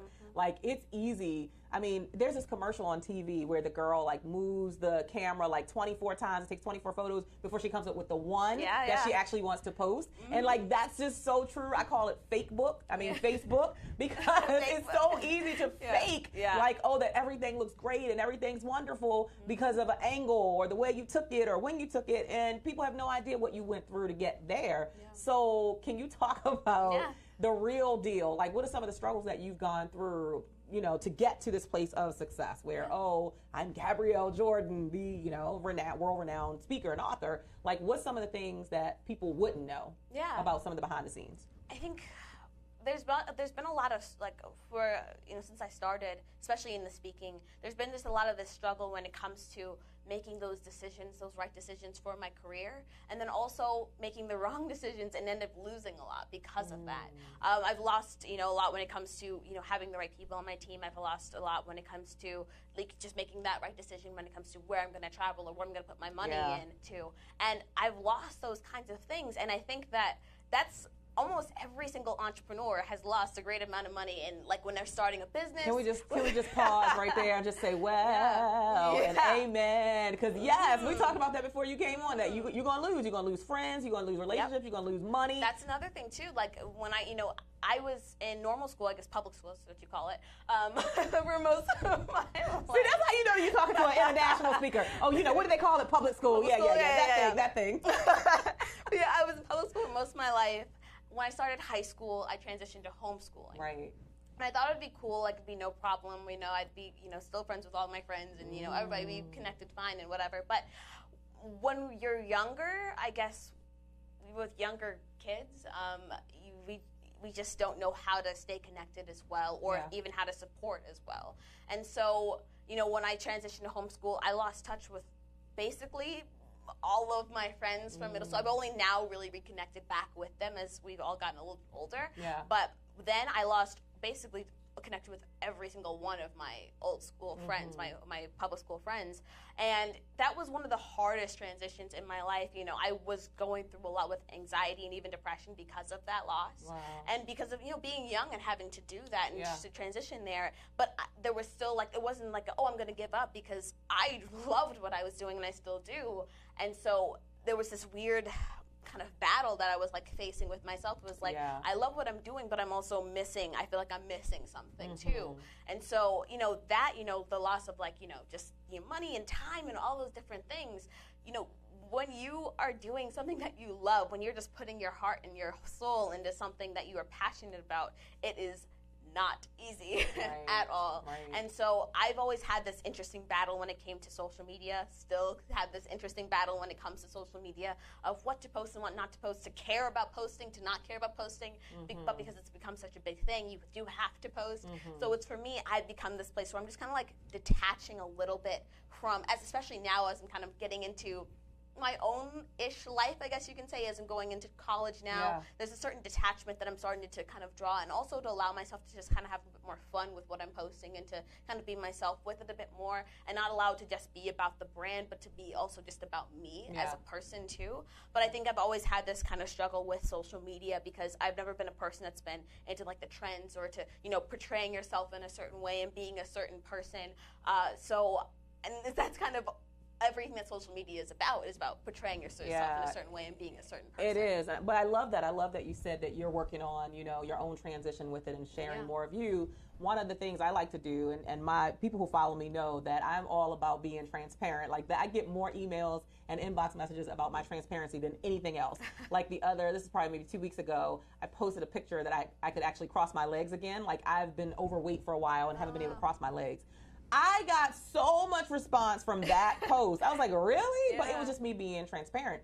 But in the business side, in the business side, I also like to be transparent. So I actually, again, a couple weeks ago, shared a post where I had gotten rejected for some speaking engagement. And then I did a Facebook Live a couple weeks ago about like being in the season of rejection, because sometimes, social media will make it seem like, oh, everything's perfect. There's no challenges. You just get accepted for, she's speaking all over the world. I'm like, girl, I got 24 rejections before I got that one opportunity to go to Africa. Absolutely. So you have to be, I believe the way that I get value out of it is by being authentic and transparent and sharing the good and the bad. Yeah. Like I am intentional about showing people, hey, look, I just got this rejection. Like that wasn't cute. That didn't feel good, but I'm not gonna let it stop me, because I believe that if one door is closed, if it's a rejection, it's either for your protection or it's a rejection because God is setting you up for something greater. So before I got this opportunity to be awarded in Africa next week, I had gotten rejected for a couple of awards I had been nominated for, and my little feelings were just so hurt. I was all up in my emotions, but then come to realize those two were local, and here God was thinking global. And so I had to step back out of my own way and be like, look, everything is going to play out the way it's supposed to play out. Talk a little bit about, as we start to wrap up here, if you will talk a little bit, you used to say this thing when you were younger about dream killers. Oh, yeah. And that was like such a big thing for you. You gotta avoid dream killers. How do you avoid dream killers? Or how do you deal with them if they kind of somehow get into your circle? I will say that what's hilarious is that when I wrote the book, and that was a big thing that I put in the book, that was a whole chapter, dream killers. I actually never experienced dream killers before that. I wrote that book based off experience of other people and learning from other people's lives and just learning those different stories. And that's why I wrote that chapter based off of. But it wasn't until I got into middle school that I actually experienced dream killers and bullies. And it's another story I used to tell a lot in speeches, but it was how when I started middle school, I had this goal to not tell a single soul about my life when it came to business and things that I had accomplished already, until I made a good core group of friends and also got good grades, because that was a big thing in my family. It still is. But that was like, those are my two goals. I needed to get a good core group of friends and also get good grades on my first progress report or whatever. Before I tell anybody about this, because I didn't want any distractions. I didn't want, and as I had experience or known these stories of dream killers and people and what they've experienced, I understood kind of what leads up to dream killers and what causes that effect. And so for me, I knew I had to kind of keep that away. But it didn't really last because you're international. Yeah, and actually Fox 5 that came to my school, and they did an interview with me, walking down the hall with lights and huge cameras. They took a whole classroom out of their classroom so we could use one of the spaces. And the day after, it was a switch, immediate snap switch, where people were actually very positive at first, right? People were like asking me all these questions and wanting to be my friend and wanting to sit next to me and talk to me and all that, which was cool. But it wasn't, maybe a week or less where people started asking me then for money and for things. And initially I would be like, oh yeah, I'll give you a piece of earrings for your birthday, or I will, buy you some food on the vending machine, why not? But the moment I said no to one person, that was the immediate shift.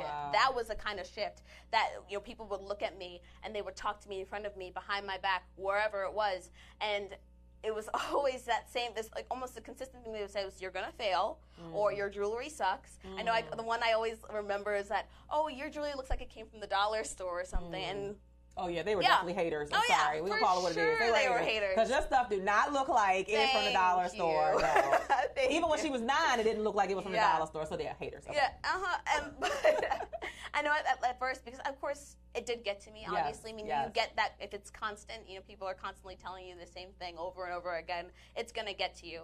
And so it did, but not for long. So for me, as I said, I'm a very self-aware person, which is not really normal for someone at my age, but I think it was something that I continued to practice in. I couldn't just, say I'm self-aware and then like throw it away and not try and consistently be self-aware. So I was consistently looking at myself, always looking at myself. What can I do? What can I do to better things? And that's across the board, the best thing that you can do for yourself is to always look at yourself. It's when it comes to whatever problem you're in, you can't always look outward because the world is not going to change for you. Yeah. And that's something that I learned, especially through that situation. The world is not going to change for you. You have to change yourself, and then the reflection will then mirror what you want it to be. And so when I was able to look at myself and see that everything that they said, it wasn't even true. Right. I had to just come to that understanding there. I had to look and realize that, and then also ask myself, why is this getting to me? Why are these words hurting me? Yes. And once I was able just to come to that conclusion that it was kind of like fears because of being creative. You want to make sure that your jewelry is beautiful, and when they say that it's not,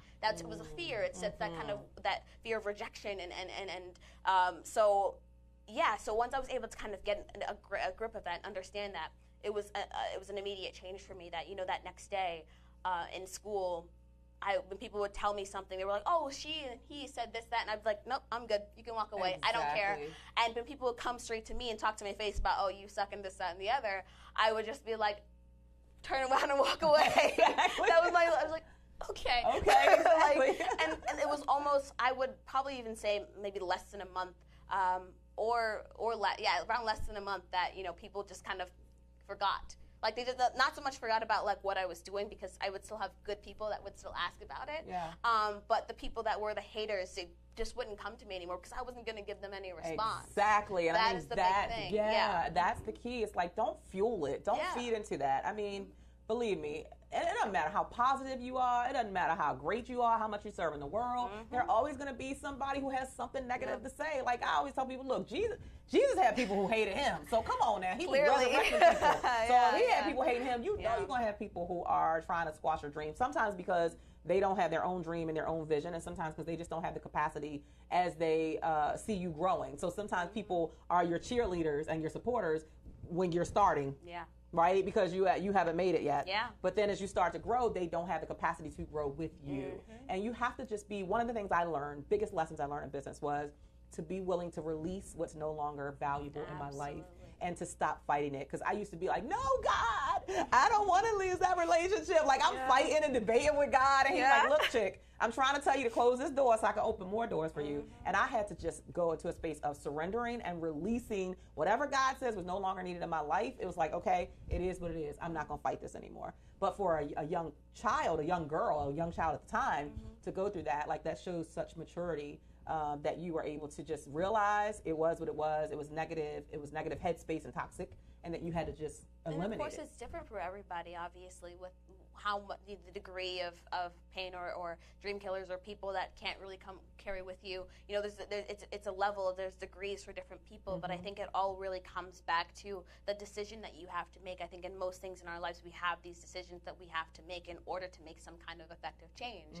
And that decision either comes down to turning away from people that no longer, give you value in your life. That decision comes down to deciding for yourself that you're not going to care anymore about what these people are saying. Yeah. But oftentimes it just comes down to this decision of what you're going to do in spite of what's happening around you. Absolutely. Yeah, you get to decide. You get to choose. I love that. So there's a quote that I live by that says, you don't get what you deserve, you get what you demand. And so how do you demand what you want in life, and what's next for Gabrielle Jordan? Yeah. Well, I think when it comes to what I demand in life, it's about what I go after, So you can't always just say, "Oh, I want this," and then sit still. I mean, yeah, exactly. Obviously, it's gonna fall into my lap. That's not gonna work. Obviously, yeah. So I think that it's the very clear, simple answer, I guess, is just, if there is something that you want, something that you need to go after, that's something that you feel like is important in your life, that's your next step, then you have to go after it. Absolutely. Of course, for me, as I am Christian, I often have to, consult God first to make sure that this is where I should be going, yes. And that this is what I should be demanding from my life. And if that is so, then I'm going to push forward with it. And like for me, I think specifically, I would say like the college experience, where applying for colleges and things like that, I've been so strategic.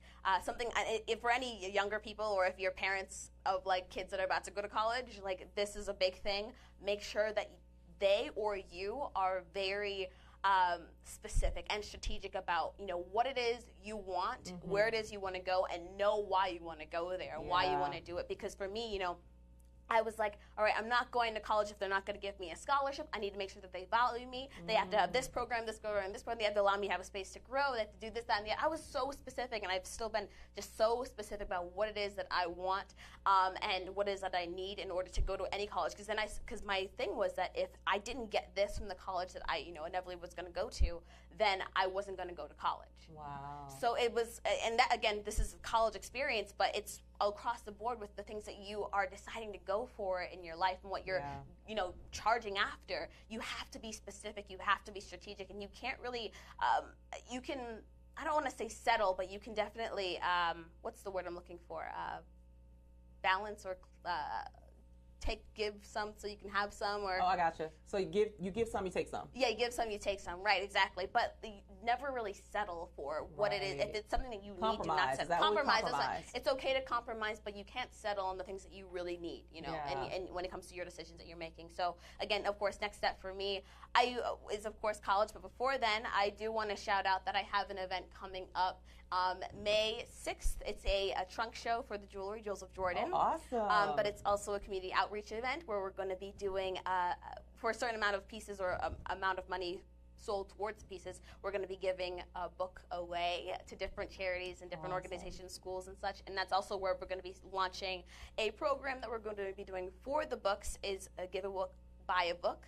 So every book bought at that event and after, online, everywhere, we're going to be giving a book away. So, yeah. So definitely come out on May 6th to check out the trunk show and also to be able to donate to these books to amazing kids and organizations and schools. So, yeah. So you are talking to a veteran. Hello, honey. You better realize this is a veteran. She started when she was in the womb and then finally launched the business at 9. And so she is a veteran that you're talking to. It has been such a pleasure. Honestly, I didn't know what we were going to talk about for 45 minutes, but this was a very intriguing conversation. I love seeing that you have just grown and matured into such a beautiful woman. I got to shout out your mom and your dad, Marcella Marlon Williams, and dad, Ron Williams, and your brother. Shout your brother out because he's doing amazing things with his music, right? Yeah, like I remember when you guys were just so little, so just seeing you grow up into such beautiful adults it just brings my heart joy. Again, somebody is saying, Crystal Wallace says you are an inspiration for all ages, and that includes my daughter, Jayana Wood, who absolutely looks up to you, and we're always talking about how great you are. So let's just close out with these final statements. In order to soar as a youth entrepreneur, you must be willing to understand what value you have for the world. You better say it, girl. The most important characteristic of a successful person is confidence. And your legacy is determined by God. I love it. She's just so mature. Anyway, thank you so much for being with us. Great conversation. Tell them one more time about the trunk show, where it's at, how they can buy tickets, and also how they can get their hands on your book or book you because she can come and speak. Absolutely. Well, you can check me out on my websites, jewelsofjordan.com, which is spelled with the Z. Jewels is spelled with the Z of Jordan.com. And you can check out all my information and my the event, the trunk show that's on May 6th. It is a free event. Just come on in and also bring a girlfriend and you can get 10% off of your entire order. Both of you can. So you can go to that website, see that stuff, as well as check out the jewelry. There's sales going on and all of that. So definitely go there. As well as you can go to GabrielleJordanInspires.com to book me and to learn a little bit more about my story and any other. You can check out social medias and everything there as well. I love it. And I'm assuming that you are a walking, talking billboard for your company so that this necklace that you have on yes, it is a piece, one of your creations. Yes, it's beautiful. Model, yes. It is beautiful. Keep up the great work. Thank you. Keep being a positive role model for all the young people and the older people, honey, because you are just doing it. And just continue that relationship with your parents. It is, we need that. We need to see more examples of those relationships. And best wishes to you as you go off to college. Oh my God, college, really? As well as all of your other initiatives with the Buy One and Give One book and the Trunk Show. We are supporting you here at Impact the World Radio. We are cheering for you, and we know that you're going to keep doing amazing things in the world. Thank you so much. Absolutely. Thank you guys so much for being with us here on VoxWave.com as well as on Facebook Live. We have a lot of viewers who have tuned in. Thank you for being with us. Share this out if this blessed you in the conversation. and all the encouraging words that you got today from Gabrielle Jordan, and to get information about the Trunk Show. Like, go out and support. Don't just say you support. Go spend some coins. Come on right? over. Come Yes, on and spend some coins. It's free to come in. Bring a girlfriend. Bring and somebody. You can support incredible organizations. Yes. All right. So make sure you do that, and then also connect with her on social media.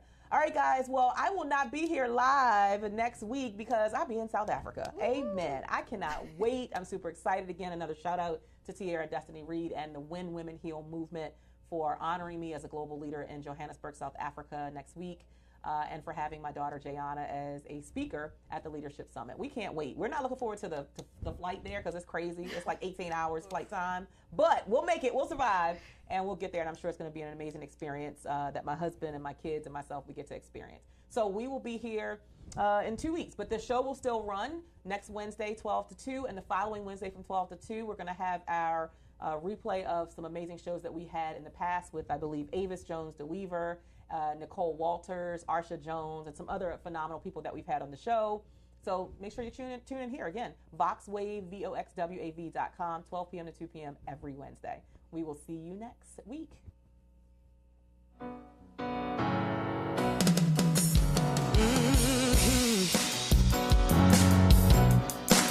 We have powerful words, we have powerful minds. We use our voices and freedom takes flight. And we're ready to work, we're ready to win.